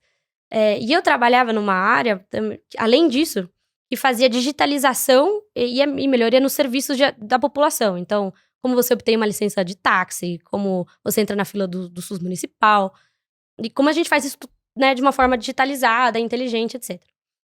E aí eu falei assim, pô, isso é muito legal. Eu aprendi muito como se funciona uma prefeitura, uma estrutura de governo. Eu tinha muito contato com a Câmara dos Vereadores, então, né, aprendi muito nisso. Mas eu ainda queria um negócio um pouco diferente. Eu quero fazer a política em si, assim, né? Não a política pública, mas o processo político. E aí eu fui para uma consultoria política, que chama Patri. E fiquei lá 3 anos e meio aprendendo como se faz política, né? A Patri, uma consultoria política hoje é o que as empresas contratam para entender como é que tramita um projeto de lei, como é que se fala como é que funciona a estrutura do executivo. Então, ele ajuda você a criar estratégias de lobby, de advocacy, para trazer aquela sua demanda para dentro do governo. E eu me apaixonei completamente. E aí, dentro da Patri, eu atendia clientes do ramo de tecnologia, porque era a área que eu gostava. E aí, eu trabalhei com várias empresas de tecnologia. E aí, né, quando a vida de consultoria em qualquer lugar do mundo. Assim, um dia a dia meio massacrante, assim. E com política ainda, gente. Na época da pandemia, era, assim, um caos generalizado, assim. E aí chegou uma hora que eu falei, talvez eu queria trabalhar um pouco menos. Ou começar a me especializar numa área. E aí eu fui pra Movile. A Movile, como é uma VC, né? Mas é uma VC que só investe em empresas de tecnologia com um viés inovador, assim. E lá eu trabalhava, eu apoiava as empresas que a Movile investia a construir áreas de políticas públicas e relações governamentais. E aí eu trabalhei com o pessoal da Simpla, com o pessoal da Zup, da Movile Pay, do iFood. E aí eu gostei muito desse mercado ali de construção de novas tecnologias, né? Como é que a gente coloca essa nova tecnologia dentro de uma estrutura regulatória que faça sentido. Então, foi por isso que eu acabei indo pra RAP, porque eu fui fisgada ali pelo aquele interesse que eu tinha ali em como a gente montava essas estruturas ali pro iFood.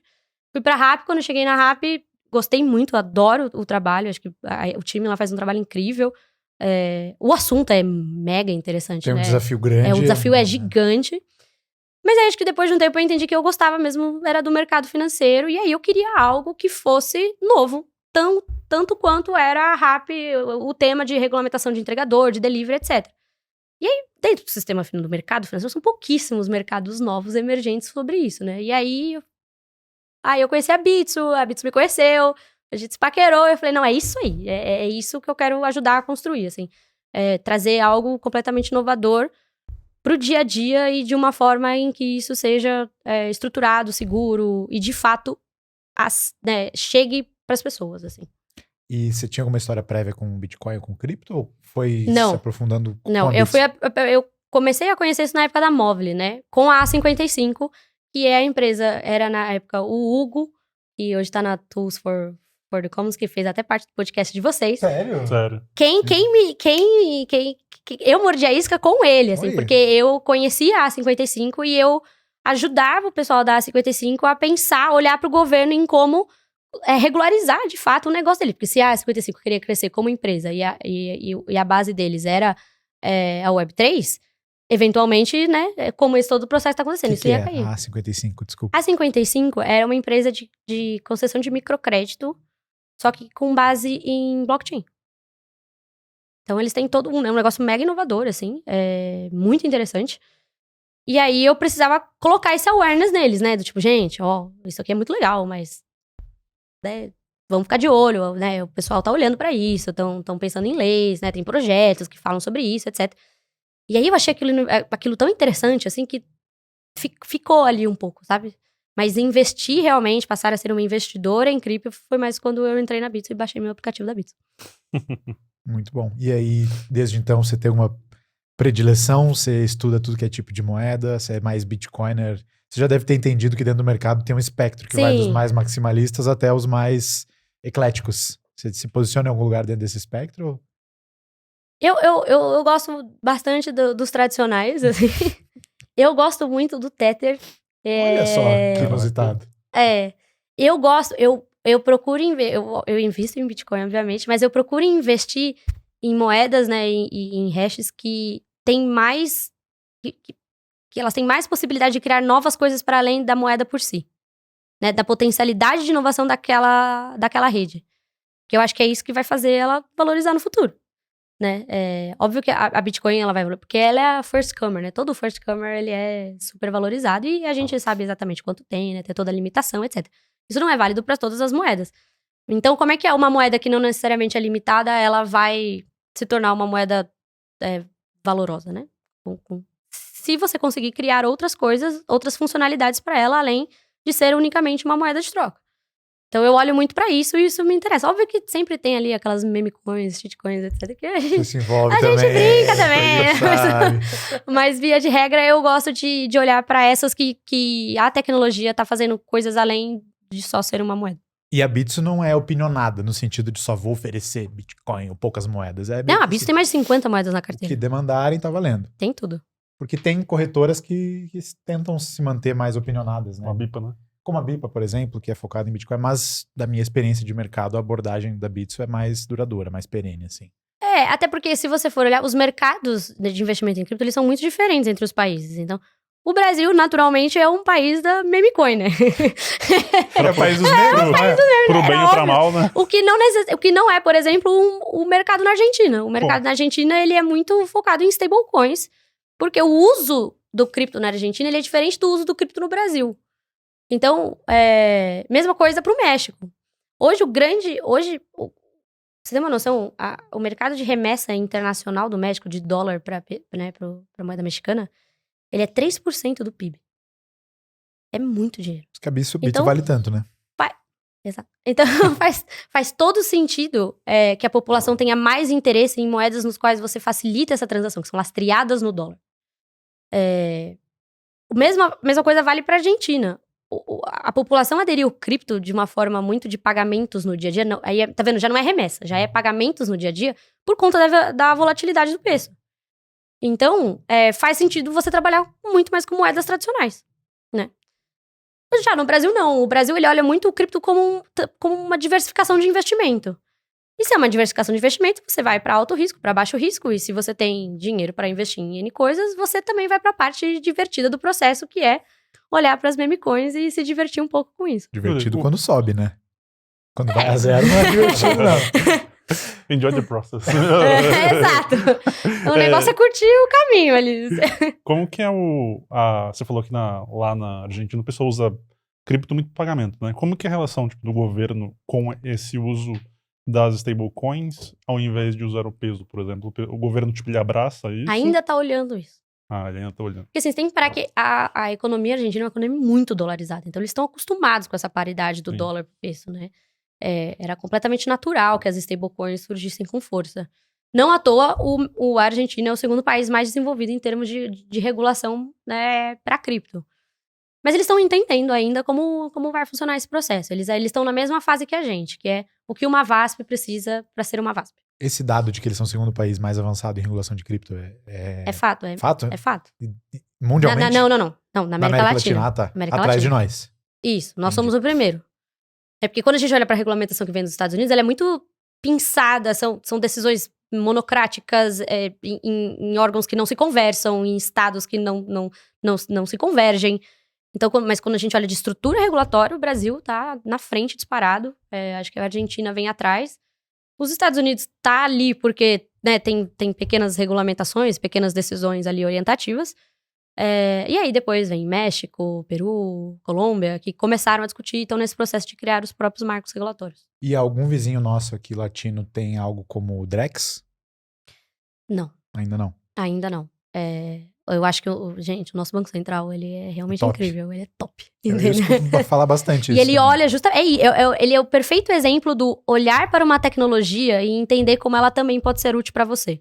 Toda a criação do real digital, ela vai nessa toada, assim. A agenda de inovação do Banco Central, ela é impressionante. E ela é uma agenda de Estado, ela não é uma agenda de governo. Então, é algo que a gente vai continuar vendo, porque é o perfil do banco, é o perfil dos servidores do banco, sabe? Ele virou o DNA ali do Banco Central. Então, é algo que a gente vai ver muito pra frente, assim. Existem várias discussões sobre criações de moedas digitais, né, em outros países, mas atualmente, por exemplo, a Argentina, que está mais avançada nesse processo, o problema deles é controlar a inflação. Então, eles não estão pensando ainda em criar uma moeda digital. Tem outro problema mais urgente para resolver, assim. Então, também estão indo por etapas, assim. E quando a gente lê notícias de que tal empresa aplicou, se inscreveu para participar do programa piloto do Drex, ou coisas assim, o que isso exatamente significa? Eu tô falando besteira aqui. Não, é isso mesmo. O real digital, né, o Drex, o real digital, ele Qual é o nome afinal? É Drex. Drex. Que bonitinho o nome. Ele está sendo criado ainda. Então, o governo desenvolveu a própria hash e ali eles estão entendendo como... porque não é... acho que vamos do princípio. Não é um criptoativo. Que é uma representação de uma moeda de um fiat. Fiat money. O governo desenvolveu sua própria blockchain, sua própria rede. Isso. Então, ele não está desenvolvendo uma moeda nova. Elas são... o fiat e o real digital são a mesma coisa. Tá tokenizando um ativo que já existe. Exato. Que já existe. Entendeu? Acho que é importante a gente fazer essa separação. E eles estão tentando entender como é que a gente vai tornar o Drex realmente, né, passível de ser utilizado para... muito principalmente ali para contratos inteligentes, para remessas internacionais de forma menos burocrática. Então, o que eles fizeram? Eles juntaram uma galera que se interessa no assunto e falaram assim, a gente precisa testar se esse serviço aqui funciona. E como é que a gente vai fazer isso? Por casos de uso. Então, a gente quer testar, vamos por partes, é isso? Então, o sistema é seguro? Então, todo mundo fica testando a segurança ali do sistema. Todas as empresas. Elas fizeram... tem empresas individuais e que criaram consórcios, né?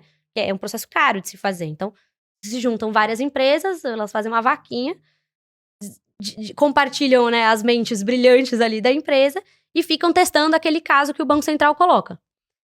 Pô, testou? Ah, funcionou. Tá seguro? Tá seguro. Então, qual que é a próxima fase?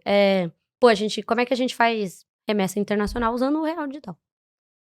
Aí, vamos juntar todo mundo? Agora, vamos discutir isso aqui. Então, fica todo mundo testando. Então, quando a gente fala que uma empresa entra num consórcio ou entra dentro do projeto do Drex, significa que ela se inscreveu para testar dentro... ela ganha autorização do Banco Central para fazer o teste daquele caso de uso que o Banco Central está desenvolvendo, até chegar numa hora que vai ficar tudo redondinho, é seguro, dá para fiscalizar, dá para colocar na balança, né? Tem controle inflacionário, tudo certo, e aí você joga isso pro mundo, assim. A perspectiva é que a gente comece realmente a utilizar o real digital, mas para 2026. Eu já ouvi várias datas nos últimos anos diferentes, e elas vão se atrasando. Assim. Mas é porque é isso, assim, a gente tem uma expectativa de quanto tempo demora para testar um caso de uso. Então, por exemplo, a questão da segurança foi o que atrasou o cronograma.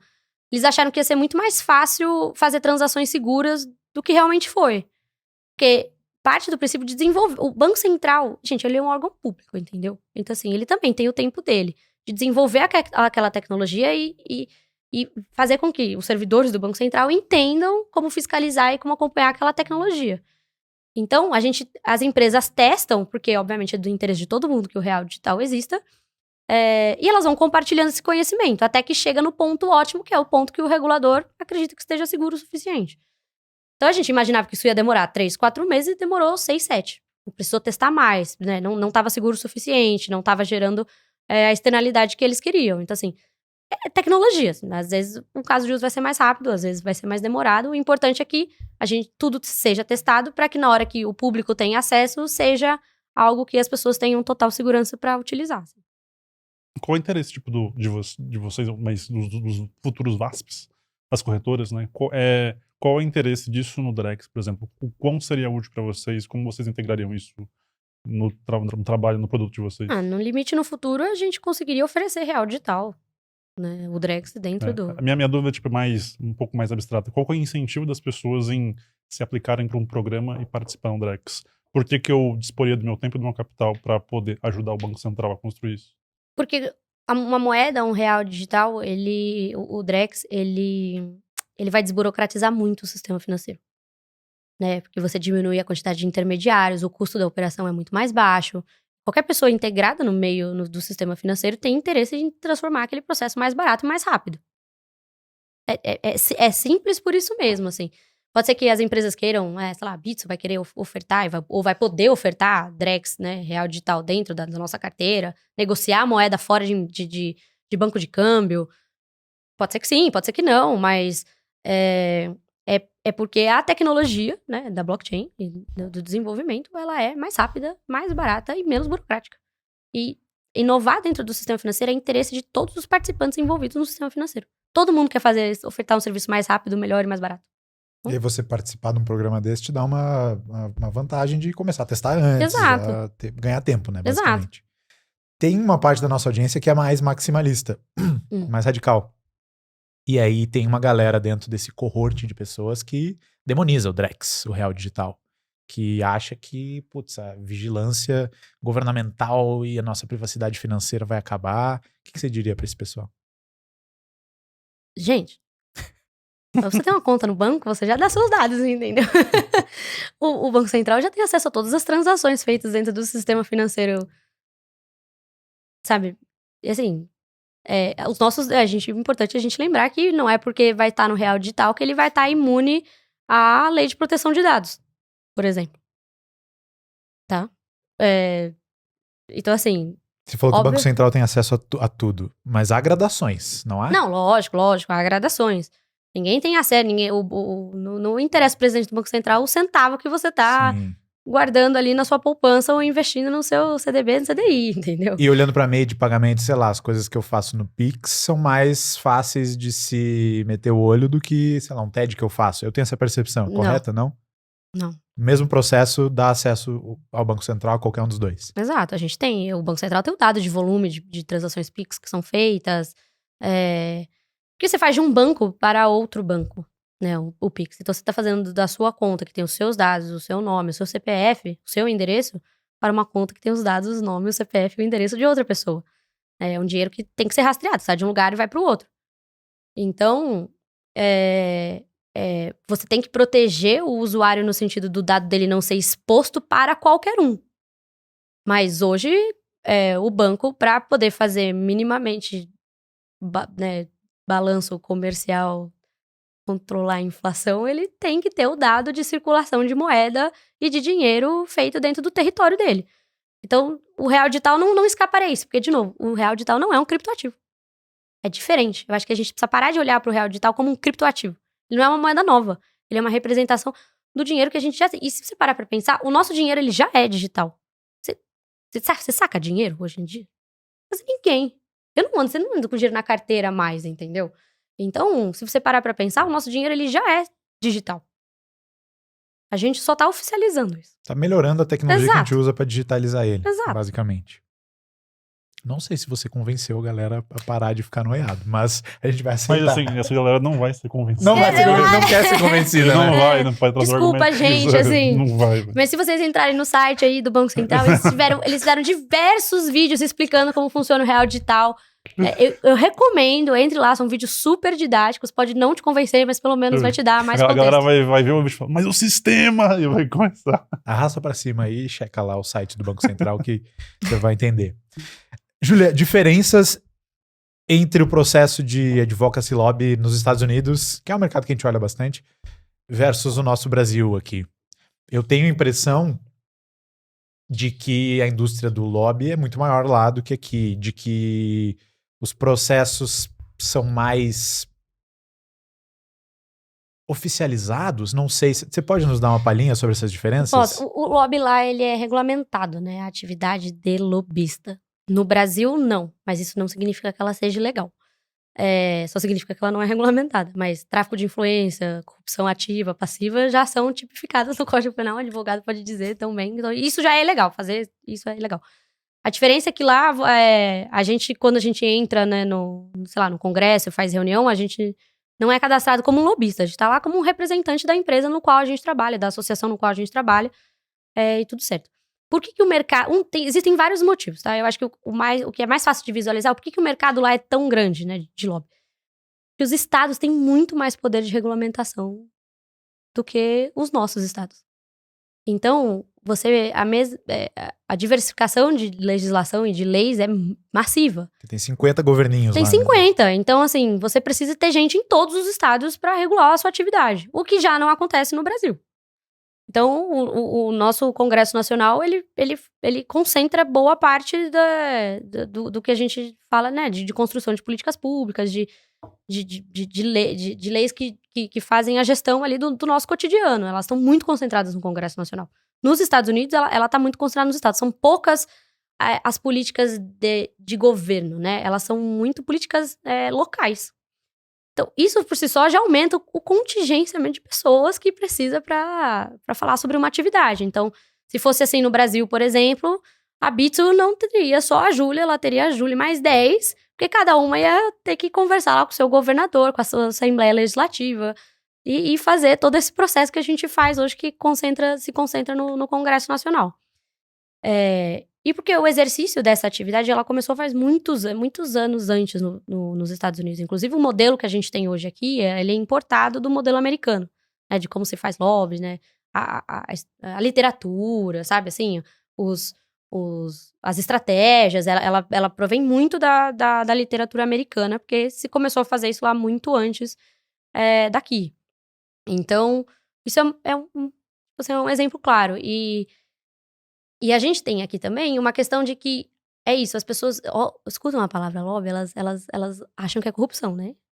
Porque a gente teve... A palavra lobby foi associada só a pessoas que cometeram crimes, entendeu? Então a gente... Nossa, eu acho da hora pra cacete. Mas pensa que assim, as pessoas pensam, sei lá, na Lava Jato, entendeu? Porque, porque fala assim, o lobista da empresa tal, o lobista da empresa... Porque aí se confunde com o lobista, ele se confunde com o cara que é o doleiro, que é não sei o quê. Então, tem um estigma ruim, Sim. assim. As pessoas não querem ser chamadas de lobista, assim, via de regra, assim. Eu não me importo, porque eu sei que eu não faço nada legal. Então, assim... e eu adoro minha profissão, eu amo o que eu faço. Mas também tem a questão do estigma, assim. Então, as empresas todas, de novo, tem áreas que trabalham com isso... Mas aí é o pessoal, né? Às vezes é o advogado, é o time do compliance que faz isso. Então, dissipou também um pouco, sabe? São mais áreas que trabalham com isso. Aqui, lá nos Estados Unidos, a gente tem a área, né? O escritório de lobby, o escritório de... Aqui a gente não tem um escritório de lobby, assim. A gente tem escritórios que fazem lobby, mas não tem a profissão lobista, assim, como tem nos Estados Unidos. Tipo assim, eu não posso assinar lá qual a sua profissão, lobista, não existe. Mas trabalhar numa consultoria política... Eu sou consultora política, entendeu? Entendi. Então, assim, vai muito... As nomenclaturas acabam variando. E como é que funciona, tipo, curiosidade também? Lá nos Estados Unidos, como polícia regulada, eu vejo muito um apoio financeiro, obviamente, em montantes maiores, mas também mais transparente ou não, assim, mas tipo, dá pra ver pra onde o dinheiro tá indo. Como é que funciona o apoio financeiro político aqui no Brasil e nos Estados Unidos? Como é que difere esses apoios? É que a nossa legislação de doação de campanha, ela é super restrita, né?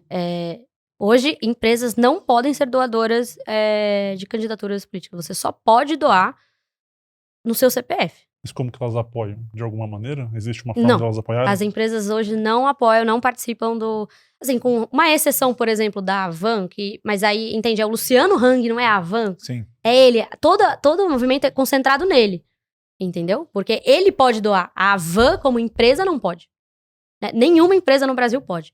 E todas as doações de campanha, elas têm que ser registradas no TSE, né? No Tribunal Superior Eleitoral.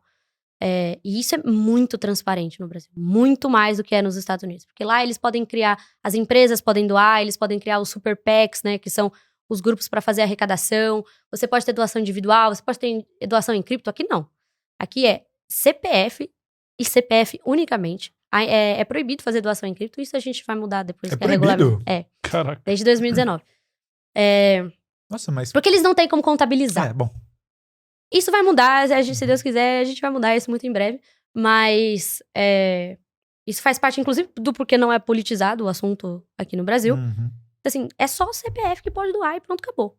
E a doação tem que ser registrada, senão as candidaturas são impugnadas. A gente vê muita candidatura que é impugnada por falta de prestação de conta. Uhum.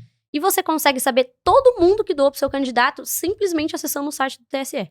Ele coloca a lista de todos os doadores, todos. Inclusive, filtrado do maior pro menor. Uhum. Então, às vezes a minha empresa... se a minha empresa não pode doar. Mas o fundador da minha empresa pode. Isso vai garantir pra ele alguma troca? Sim, no limite até poderia, assim, mas... Entende que isso reduz muito, né? O impacto daquele setor e daquela empresa em cima daquele candidato. E, de novo, é um negócio super transparente, tá todo mundo vendo. Então, acaba ficando bem dissipado, assim. O outro lado da moeda é que aí é super transparente, tá todo mundo vendo e de acordo, mas o setor privado poder doar menos significa que a dinheirama que tá sendo gasta tá vindo de outro lugar, né? A gente tem... Hoje, o conceito de doações no Brasil, ele vem muito do fundo eleitoral, né?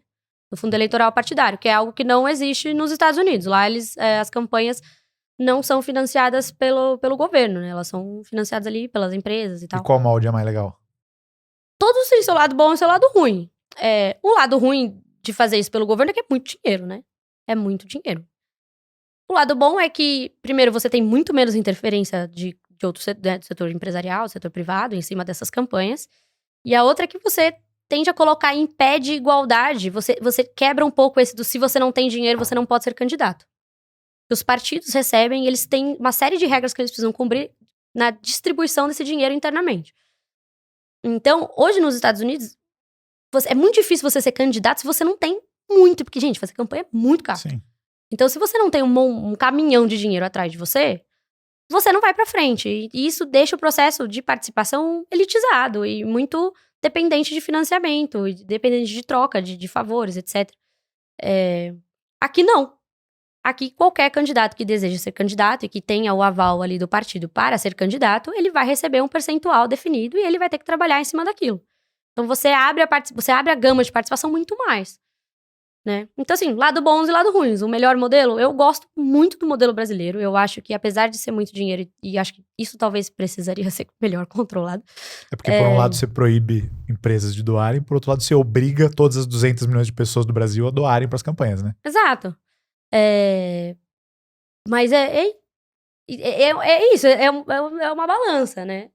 Eu prefiro que a gente tenha um sistema onde eu consiga fiscalizar absolutamente todas as doações e que eu esteja garantido que qualquer pessoa pode participar do processo político, né? Óbvio que não é tão simples assim, mas assim, você abre muito. E aí você abre para que opiniões diferentes, pessoas com perfis diferentes, pessoas com objetivos diferentes, né, com pautas diferentes, consigam se colocar dentro do processo eleitoral e representar melhor. E o que é o Congresso, né? Ele é uma representação do que é a sociedade. Porque alguém foi lá e votou naquele cara. Você pode gostar dele ou não. Mas alguém concordou com o que ele falou, foi lá e votou nele. Então, ele é o expoente máximo da representação de quais são, do que a gente vê como problema, do que a gente acha que deveria ser endereçado, do que a gente entende como país, entendeu? Então, quanto mais possibilidade você dá para as pessoas participarem, mais vozes vão sendo representadas ali, e grupos menores também, grupos com opiniões diversas, mais ou menos impopulares. Então, eu me preocupo mais com isso, assim, porque se é pra ser democracia, o processo de participação precisa ser democrático. No quesito transparência, até onde eu saiba, eu posso estar errado, mas tem inclusive jeitos nos Estados Unidos das doações serem rastreáveis. Tipo, Sim! Shadow, não sei o que lá, tem até alguns termos que usam, mas tem jeitos ele cria super PAC de fachada. E em cripto a gente teve um caso importante da FTX, acho que talvez tenha sido antes de você entrar na Bits, faz 2 anos, que era a segunda maior corretora do mercado. Você tá ciente do caso, né? Onde o dono lá da corretora pegou o dinheiro da galera e fez 1 tonelada de doações eleitorais. O irmão dele estava envolvido com um PAC também. Enfim, os caras... cripto, acho que se politizou um pouco por causa disso também. A história ficou manchada depois desse evento. Mas sobre dinheiro influenciar eleições, eu acho que eu tô alinhado contigo nessa ideia de que, quanto mais inclusivo e participativo for o processo democrático, mais legal é. Mas eu vou trazer um caso que aconteceu aqui. Tem uma empresa que eu acompanho nos Estados Unidos que eu gosto, que chama Kalshi, que inclusive é cofundada por uma brasileira, uma empresa de mercados preditivos, popularmente conhecidos como mercados de aposta. Mas é que mercado preditivo só mais legal, né? É mais chique, né? Mais legal. E aí a Kalshi tem tudo que é tipo de mercado. Ela pode apostar em esportes, em, sei lá, se a Taylor Swift vai estar namorando até o fim do ano, vai terminar, coisas assim. Só que eles não podiam oferecer mercados eleitorais ou políticos por uma determinação da comissão de CFTC, lá, Commodities, o órgão que cuida de commodities. Faz mais de 100 anos que não tem mercados eleitorais nos Estados Unidos de apostas, e umas 2 semanas atrás a Kalshi venceu um processo contra a CFTC, aonde finalmente eles ganharam o direito agora de oferecer mercados eleitorais. Acho inclusive que vão começar a fazer isso antes das eleições agora de outubro. E o que eles dizem é que é meio... A Kalshi, né? A defesa deles, pelo que eu li lá, é que é meio leviano você achar que você vai conseguir... não tem mercados eleitorais porque a gente não quer que o dinheiro influencie nas eleições. Hello? Ao sistema de vocês, sabe? Então, a persona desconfiada e um pouco cínica dentro de mim, acha e tende a crer que mesmo com essa transparência toda que o nosso sistema aqui impõe, na questão das campanhas eleitorais, o dinheiro compra influência. E então, às vezes a gente tem uma abordagem mais franca e mais de tipo assim, cara, doem, façam o que quiserem, só sejam transparentes em relação a isso, pode até ser mais produtivo na minha visão do que uma abordagem toda restritiva e cheia de meandros e só pode fazer assim, só pode fazer desse jeito. Então, não vou terminar com uma pergunta, só queria expor essa visão aqui. Muito obrigado. O que você acha? Muito obrigado. Excelente. Pô, assim, eu gosto muito mas eu gosto da forma como os Estados Unidos é. Talvez tem suas imperfeições, mas eu acho massa porque como eu falei, tipo, vou dispor as minhas dúvidas sobre o Brasil em si. Eu acho que o que a gente não tem, eu nunca trabalhei, obviamente, não tenho sua experiência, nem seu conhecimento sobre, mas eu acho que rola parcialmente o que rola nos Estados Unidos, só que a gente não é tão tangível, a gente não consegue ver tanto. Com troca de favores, a gente já viu o caso do Lava Jato, essas coisas. Então rola um lobby não tão transparente. E nos Estados Unidos tem, e pode não ser tão transparente assim, Mas eu consigo ver que cripto foi o setor que mais gastou com lobby em 2024, por exemplo. Tem o Ciente, tem um puta de um gráfico, tem um... Puta, sabe como é que tem um site que só mensura dados de gasto com lobby? Então, tipo, eu consigo ver um pouco mais. E no Brasil, nem tanto. Então, por isso que era a minha dúvida. Por causa de... Eu acho que no Brasil a gente tem essa limitação e tem essa acessibilidade com o fundo partidário, mas ao mesmo tempo eu fico meio assim, porque eu sempre sei que rola troca de favores, rola incentivo de votar ou não. E aí eu não consigo entender muito bem quem são os entes. Lá tem as PACs, que é uma coisa bem nebulosa também, você nunca sabe de onde o dinheiro vem. Mas ainda assim eu consigo entender que, pô, se cripto tá financiando muito lobby, significa que provavelmente pode ter regulações mais favoráveis em 2025, dependente do candidato. Porque candidato A e B estão recebendo dinheiro, não é só o A ou B. Então, aqui no Brasil eu não consigo ver tangibilizar tanto isso, fica um pouco nebuloso. Mas é só... Não, eu concordo, eu acho que isso tem que entrar, inclusive, quando existe diversos projetos de lei que falam sobre a regulamentação do lobby, e eu acho sim que a gente tem que tornar a atividade o mais transparente possível, justamente para que essas relações pouco republicanas não fiquem Nas escondidas, sombras, né, nas sombras. Então, eu 100% de acordo. Pode se fazer mercado de aposta eleitoral no Brasil ou não? Olha, Não até onde eu sabemos. sei, não. Acho que a gente pode apostar em jogo, pode apostar em quase tudo, né? Agora, apostar em resultado eleitoral, eu não... Só Polymarket mesmo? Então, um dos casos... Eu não sei. Você conhece a Polymarket? Já ouviu falar? Não. É um mercado preditivo, para usar o termo elegante aqui, que é o app que mais tá bombando em cripto agora em 2024. Dá pra dizer isso, né? Dá, com certeza. E, pô, semana passada ou retrasada, a Bloomberg integrou as odds, as chances deles para a corrida presidencial. Então, tem várias TVs que, quando estão falando agora da corrida eleitoral, pô, aparecem as chances percentuais ali embaixo. Eu acho muito legal isso, porque corrobora a visão mais elegante do mercado de apostas, de que não é só um lugar pro degenerado ganhar muito dinheiro ou perder tudo, mas é um lugar alternativo para tu fazer a verdade emergir também. Sim. É uma alternativa a tu só consumir jornais e enfim, as mídias tradicionais, é tu olhar pro que a galera tá botando dinheiro na linha ali, achando que vai acontecer. Então, essa integração com a Bloomberg, na minha visão, corroborou essa visão mais elegante e enfim, é um dos acho que apps isso a gente pode ver isso nas próximas eleições, talvez. Como a regulamentação do mercado de apostas, ela começa a partir de 1º de janeiro de 2025, talvez para as próximas eleições o mercado esteja estruturado o suficiente para poder desenvolver tecnologias um pouco mais charmosas, né? Que não é só... Charmosa. que não é só aposta, né, variada em jogo de futebol, por exemplo. Acho que é uma ideia que provavelmente pode aparecer bem forte aí. Falando em bets, eu tenho uma ideia para superar a epidemia do jogo do jogo do Tigrinho aqui no Brasil, mas eu não vou compartilhar aqui, vou guardar daqui uns episódios, eu compartilho com a audiência. Como você avalia a estratégia de políticas públicas das bets no Brasil? Deu certo, né? Não tem o que falar, né? Ele tá sendo feito ainda, né? A gente não sabe se deu certo ainda. Porque as empresas só vão começar a operar reguladas a partir do ano que vem. Então a gente não sabe se essa política pública que foi sendo construída aí nos últimos anos tá direitinha ou ainda vai precisar de algumas alterações. Eu acho que ela veio um pouco tarde, né? As apostas foram autorizadas no Brasil em 2018, né? No governo Temer. Uhum. E aí, a lei que foi aprovada no governo Temer, ela falava só sobre a aposta de cota fixa, que é essa aposta que você faz você sabe quanto você põe, você sabe quanto você vai receber de volta, você sabe quanto tá pagando, né? Que é normalmente pra jogo, de futebol, etc. E aí, a normativa, ela previa que em 4 anos o Ministério da Economia fizesse a regulamentação desse mercado. Passaram-se os 4 anos e nenhuma regulamentação foi feita. E aí, o mercado ficou num vácuo. Né? Tipo assim, passou 4 anos e agora, né? O que a gente vai fazer, etc. E aí foi só nesse ano que pegaram esse mercado e aprovaram uma nova lei. Aí não só para cota fixa, né? Mas também para cota variável, que aí são esses jogos mais do tigrinho, etc. Liberaram isso também e começaram a construir um processo de regulamentação de fato em torno disso. Então ele é muito recente. O processo todo, né, de sentar com todas as bets, etc., com todo mundo, para construir o mercado, o que você precisa para controlar o jogador viciado, como é que você evita que o universo das bets seja um universo de lavagem de dinheiro, que você garanta a credibilidade daquele sistema de aposta, né, que, enfim, não é só perder sempre, etc. Então, isso foi sendo desenvolvido ao longo desse ano inteiro.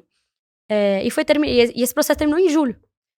Hoje, uma empresa de bet, ela precisa apresentar mais ou menos, assim, uns 100 documentos pro Ministério da Economia para poder operar, para poder garantir que ela é uma empresa lícita, que ela vai pagar, né, as pessoas, que ela vai fazer o controle da ludopatia, que ela vai... De quem? Ludopatia, né, tá. que é esse vício em aposta. Que ela vai fazer o rastreio do dinheiro, etc. E aí, a vigência é a 2025. Então, assim... A gente vai ver como essa regulamentação foi feita e se ela vai funcionar agora a partir de 2025. A regulamentação, inclusive, fala em um percentual desses valores lucrados, né, pelas bets irem para o Ministério da Saúde. Com loteria rola isso hoje, né? 2% Isso. acho do que as loterias faturam Se eu não me engano, esporte. para o Ministério da Saúde vai ser 1%, mas também tem um percentual que vai, por exemplo, para o Comitê Olímpico, para o Ministério do Esporte. Então a gente vai entender como, de fato, as coisas vão funcionar a partir de janeiro. Mas o trabalho em si de construção da regulamentação e o que está sendo proposto é muito bem feito. A minha humilde opinião, assim. É uma curiosidade, eu tava lendo esses dias com o final das Olimpíadas. Se eu não me engano, 2% do que faturam as lotéricas no Brasil vai para 1,7% para o Comitê Olímpico e 0,3% para o Comitê Paralímpico, até onde eu saiba. E com os tigrinhos e apostas da vida, não sei se o percentual vai ser exatamente esse, mas parte da grana vai também para... É 1%, se eu não me engano. Vai para os projetos olímpicos. Então a gente pode ganhar mais medalhas nas próximas Olimpíadas conforme os ludópatas se alastrarem para o Brasil. Será que vale o trade-off? Ou será que não? Ai, meu Deus. Vamos ver. Vamos ver. Assim, mas pelo menos vai incentivar outros esportes. Eu acho que o importante é que esse dinheiro, ele não vai ser todo, talvez, sei lá, um imposto que a gente não sabe pra onde vai. Uhum. A gente vai saber pra onde vai e vai tentar controlar as externalidades negativas da mesma forma que acontece pra qualquer outra atividade que possa gerar um certo vício. Uhum. Né? E a gente tá falando de cigarro, álcool, enfim, qualquer outra coisa do tipo. Você falou de cigarro, vou deixar uma recomendação aqui, já que a gente tá se encaminhando pro final de filme. Você já deve saber qual filme, fala de lobby, Não? É proibido fumar. Obrigado por fumar. Obrigado por fumar. Eu acho que eu vi esse filme cedo o suficiente na vida pra não ter uma percepção negativa dos lobistas, pra pensar, Esse filme é sensacional. talvez seja legal esse negócio aí. Então, não fumar, mas a atividade política. Sim. Então vejam esse filme se vocês ainda não viram em casa. Tem muita coisa boa pra assistir sobre isso. Tem um outro filme também com a Jéssica, aquela que é ruiva. Ai, esqueci o nome agora. Alba? Não. Não. Scheinstein, eu não sei o sobrenome dela. Não vou dela. saber também. Que também fala sobre lobby, que é muito bom, mas ele é específico para o mercado de armas nos Estados Unidos. O filme é sobre isso, é muito bom. Séries de política muito boas que trazem esse assunto. A West Wing, excelente. House of Cards, que traz o lado um pouco ruim, né, do processo. É assim, muito bom, minha pouco série favorita. Mas é uma série excelente, A então série acho que boa. todas essas mostram o lobista em várias situações e são excelentes. Fica aí a recomendação. Muito bom. A gente costuma encerrar o papo aqui com ping-pong, rapidinho, mas antes disso eu queria te fazer uma última pergunta que é: Júlia, de daqui a, sei lá, quantos anos, olhando pra trás, o que te faria olhar pro trabalho que tu tá fazendo agora e pensar, putz, fiz um bom trabalho, acho que cripto no Brasil tá encaminhado, não preciso mais me preocupar com isso? Eu acho que continuar construindo ela como uma política não partidária, que cripto seja uma política de Estado e não de governo, e que a gente consiga integrar o universo cripto, criar a regulação de uma forma em que ele seja útil para todo mundo, né? E aí eu tô falando de transação de pagamento, eu tô falando do real digital, então se isso perdurar daqui 10 anos e a gente continuar desenvolvendo, eu acho, por exemplo, contratos inteligentes um negócio incrível, assim. Então, se daqui 10 anos as pessoas estiverem comprando casas através de contratos inteligentes, de uma forma super rápida, prática e muito menos burocrática do que é num cartório, eu acho que eu vou estar dormindo tranquila, assim, dormindo em paz. Acho que o objetivo da política é tornar ela acessível e útil para as pessoas, e não distante delas. Então, quanto mais a gente consegue aproximar a tecnologia das pessoas, melhor, assim.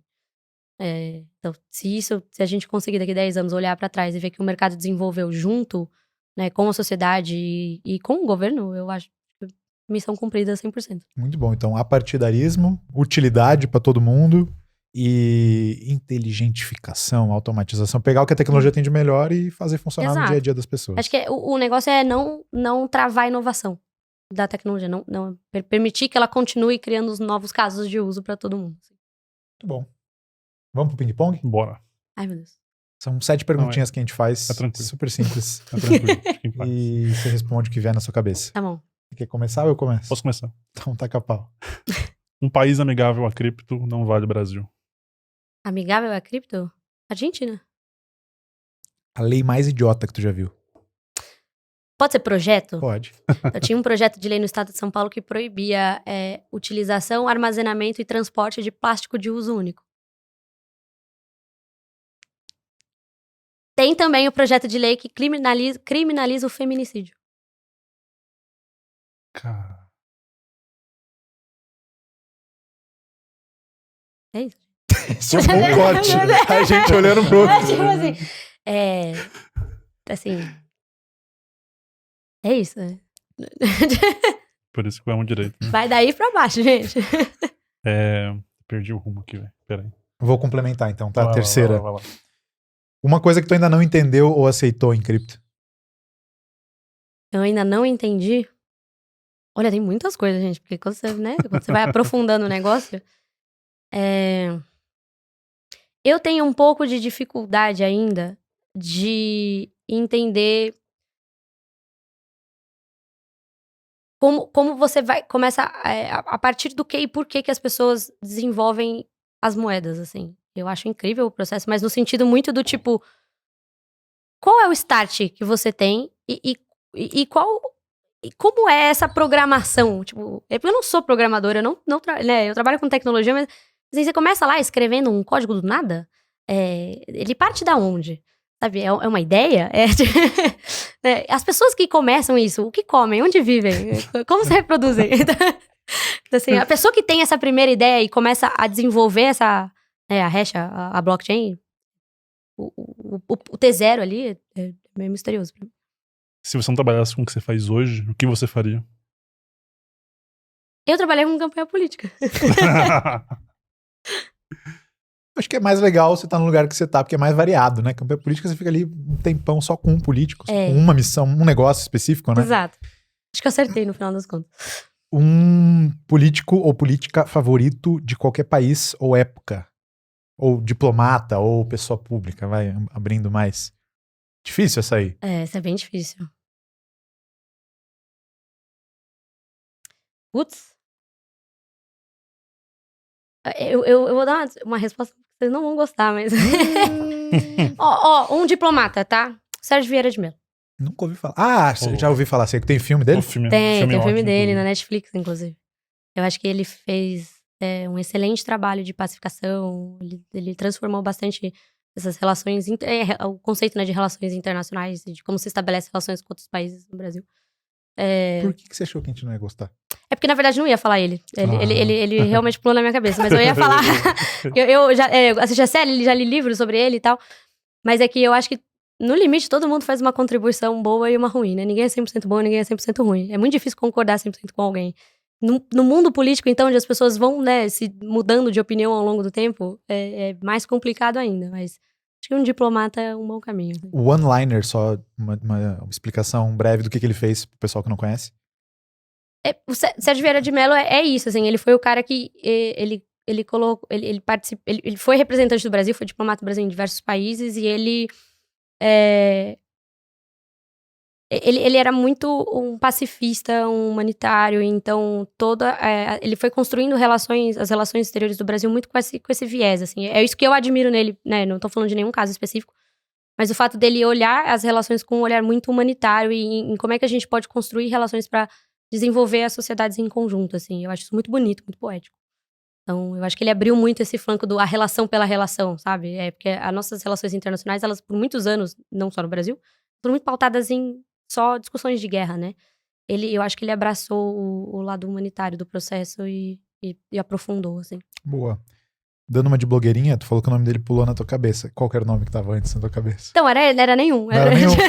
Era do tipo assim, meu Deus, eu não concordo 100% com ninguém, né? Então... Tá, mas tu falou que a gente não ia gostar. Por quê? Porque essa resposta é uma resposta diplomática demais, Entendi. Tá bom. Se você pudesse mudar uma coisa na política no Brasil, o que você mudaria? Uma coisa? Uma coisa. Só uma. Hoje, agora, imediatamente, eu daria um jeito de proibir a disseminação de fake news. Vixe, essa pauta aí Puta, vai passar outro podcast caralho. aqui. Eu acho que isso, assim, isso deteriora completamente o que a gente tem de informação. E informação é a chave para tudo, né? Para educação, para conscientização, para formar uma opinião sobre assunto.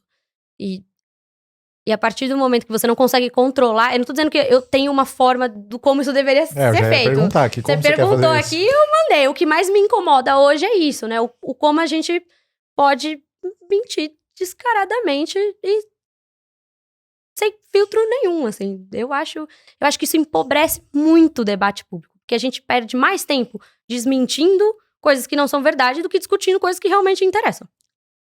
Lei de Ponto, assim. Brandolini, o custo de você criar uma bobagem é muito menor do que o custo de refutar ela. Exato. Então eu acho que quando a gente olha para as eleições, idealmente a gente deveria escutar o que aquela pessoa tem, né, de proposta para aquela cidade, para aquele estado, para aquele país. É isso que interessa no final das contas, porque essa pessoa vai estar com a caneta na mão.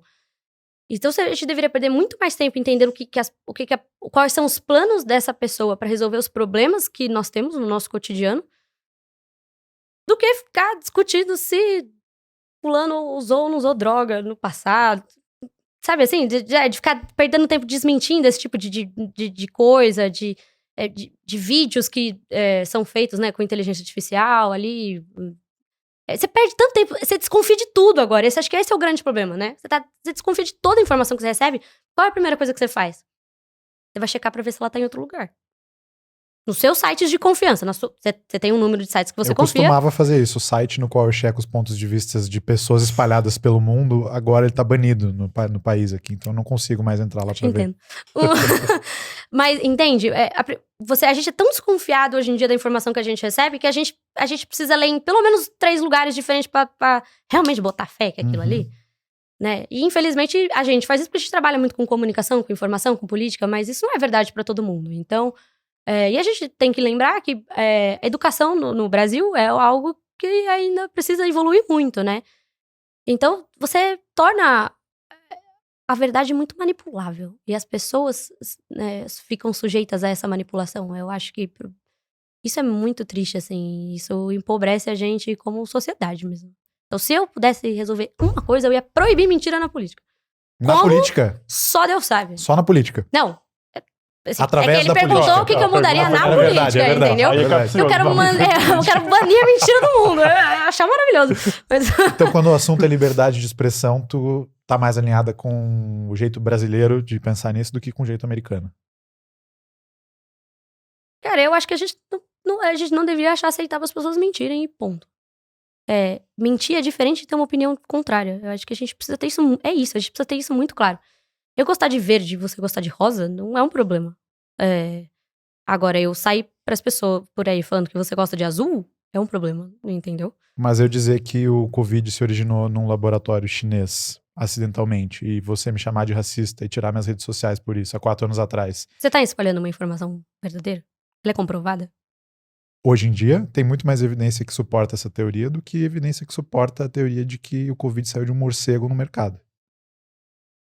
Assim, eu Mas acho... há 4 anos atrás, talvez não. Exato. E aí? E se eu, há 4 anos atrás, tentei mostrar para o mundo essa teoria com as evidências que estavam disponíveis na época e fui silenciado e até hoje não tenho rede social? Não é o meu caso, porque, obviamente, só meu cachorro usa Twitter, eu não entro, eu não falo mentira, etc e tal. Eu acho que é isso, precisa ser olhado com cuidado. O que suporta essa sua evidência? Eu acho que criar teorias a gente pode criar o tempo inteiro. A gente precisa entender o que está suportando essa nossa teoria, né? Porque no limite, gente, tem fato que é fato. Tipo assim, 1 mais 1 é 2, sabe? Então, se a gente pode criar teorias em cima de fatos. E aí, e pronto, entendeu? Eu acho que isso tem que ser respeitado e isso tem que ser aceito. Mas a partir do momento que você usa... Os seus fatos não são fatos, são mentiras. E aí você vai construindo todo aquele malabarismo argumentativo pra falar aquilo é a minha opinião. Aí eu já acho complicado demais. E você Entendeu? não acha que os dispositivos legais hoje existentes, como, por exemplo, punição prevista para quem comete crime de calúnia, de difamação, você falou de usar droga, coisa assim. Não bastam esses dispositivos atuais. É que eu acho que a internet, gente, não... É a lei de Brandolini que eu falei. E cada vez vai ser mais barato criar bobagem. É muito difícil, né? Acho que existem boas leis né? O problema é como fiscaliza. O problema não é a lei, é a fiscalização e como você faz pra punir essa pessoa, entendeu? É menos a legislação como ela é hoje e muito mais como é que você fica de olho em todo mundo que tá mentindo na internet. É impossível. Então, eu não sei, não tenho resposta pra isso de como fazer essa fiscalização. Qual é a melhor forma, o que a gente deveria usar, que tecnologia a gente deveria desenvolver. Mas isso com certeza precisa ser melhorado. Vou guardar o resto do tema para um próximo episódio com a Júlia. Se vocês gostarem da ideia, deixa um like aqui, se inscreve no canal e comenta aí alguma coisa pedindo pra gente fazer isso. Última pergunta do ping-pong aqui, que já virou um jogo de tênis quase. Quem você acha que o Satoshi Nakamoto é? Ou você não tem uma teoria? Nossa, eu não faço a menor ideia. Menor ideia. A menor ideia. A menor ideia. Mas eu chuto, com todo respeito à comunidade, que é algum nerdola escondido no porão, entendeu? Que é isso? É a minha dúvida lá da outra pergunta, assim. O que é, quem são, como começam? Incrível, gente, vocês são geniais, parabéns, assim. É um nível de abstração. Eu acho que gênios... tem um livro do Benjamin Labatut que fala isso, né? Que ele é um livro que ele tenta explorar como os gênios da matemática são gênios e quais as consequências disso. Só que ele mistura um pouco de ficção com realidade. E pra mim, uma pessoa que ela é tão disruptiva na matemática, na física, né? Einstein, sei lá, que inventa e descobre teorias, entende como as coisas funcionam. Pra ela chegar nesse ponto, ela tem que ter um nível interno de abstração tão grande, porque você tem que duvidar de tudo. Você volta no como as coisas são feitas. É uma capacidade mental incrível, assim. Pra mim, todo gênio da tecnologia, ele é um artista. Porque a abstração é a mesma, assim. Então, quando eu falo que é com todo respeito, é porque é com todo respeito mesmo, gente. Eu não consigo chegar nesse nível de abstração do meu conhecimento pra criar algo do zero, novo, 100%. Isso é muito difícil. Então, eu imagino que ele seja uma pessoa comum, de verdade, que resolveu criar algo... que ele olhou pro sistema que tem hoje e falou assim, isso aqui não me suporta, assim. E aí, como é que você questiona algo que já existe? É um processo né, muito incrível, assim. Criar algo do zero, criar algo 100% disruptivo. Então, é realmente com todo respeito mesmo, viu? Boa. Muita gente já tinha reclamado do jeito como o dinheiro funcionava, mas o cara foi lá e fez um negócio alternativo que funciona. Porque é isso, assim, você não gosta? Não gosto. Qual a sua alternativa? Não sei. Porque você precisa abstrair muito, né? Pra criar algo 100% original. É muito difícil. Então... Muito bom. É uma boa resposta pra Um essa excelente nerdola. Parabéns. Nerdola, acho que ninguém vai tomar como ofensa, sinceramente. Não, então tá bom. Desculpa, default, gente. é Eu standard. falo isso com o maior carinho possível. Fica tranquilo. Guiriba, onde é que o pessoal te encontra nas redes sociais? Vocês me encontram no @GuiriaBRB, no Twitter, que meu cachorro tá usando, e no Instagram também, e também na Paradigma.education. Seu cachorro tava usando quando podia, né? Ele tá nos Estados Unidos. Ele tá nos Estados Unidos. Ele tá... Júlia, onde é que o pessoal te encontra nas redes ou a Bitsu? Mensagens finais pra galera? No LinkedIn. Júlia Moreno Rosinho, vocês me acham lá, podem me inscrever, reclamar das coisas que eu falei, não tem problema.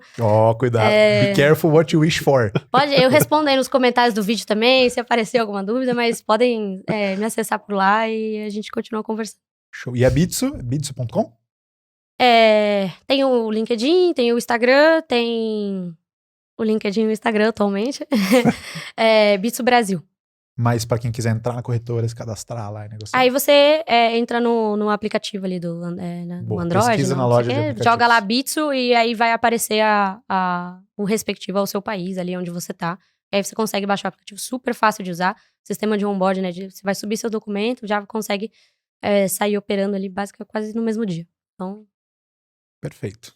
Fica a dica. Eu sou o Felipe, @Felipeter, com TH no Instagram. E você também pode seguir a gente, acompanhar nosso trabalho no Instagram da Paradigma, @paradigma.education. Se um dia o Twitter voltar a ser liberado aqui no Brasil, Satoshi nos escute, você pode nos acompanhar lá também, @paradigmaedu. E você pode e deve se inscrever aqui no canal, tocando no botão de inscrever-se aqui embaixo e ativando o sininho se você está vendo pelo YouTube, ou se você está escutando pelo Spotify, você pode também seguir aqui a página do podcast e deixa uma avaliação positiva se você gostou, ou se você achou uma porcaria esse episódio e os anteriores, deixa uma avaliação negativa que a gente também aceita qualquer tipo de feedback. Fechado? Até o próximo Paradigma Cast. Júlia, muito obrigado pela presença e pelo papo, foi enriquecedor demais. Fico à disposição aí, se vocês quiserem continuar conversando, a gente marca outra. De bola. Até a próxima. Obrigado, galera. Tchau.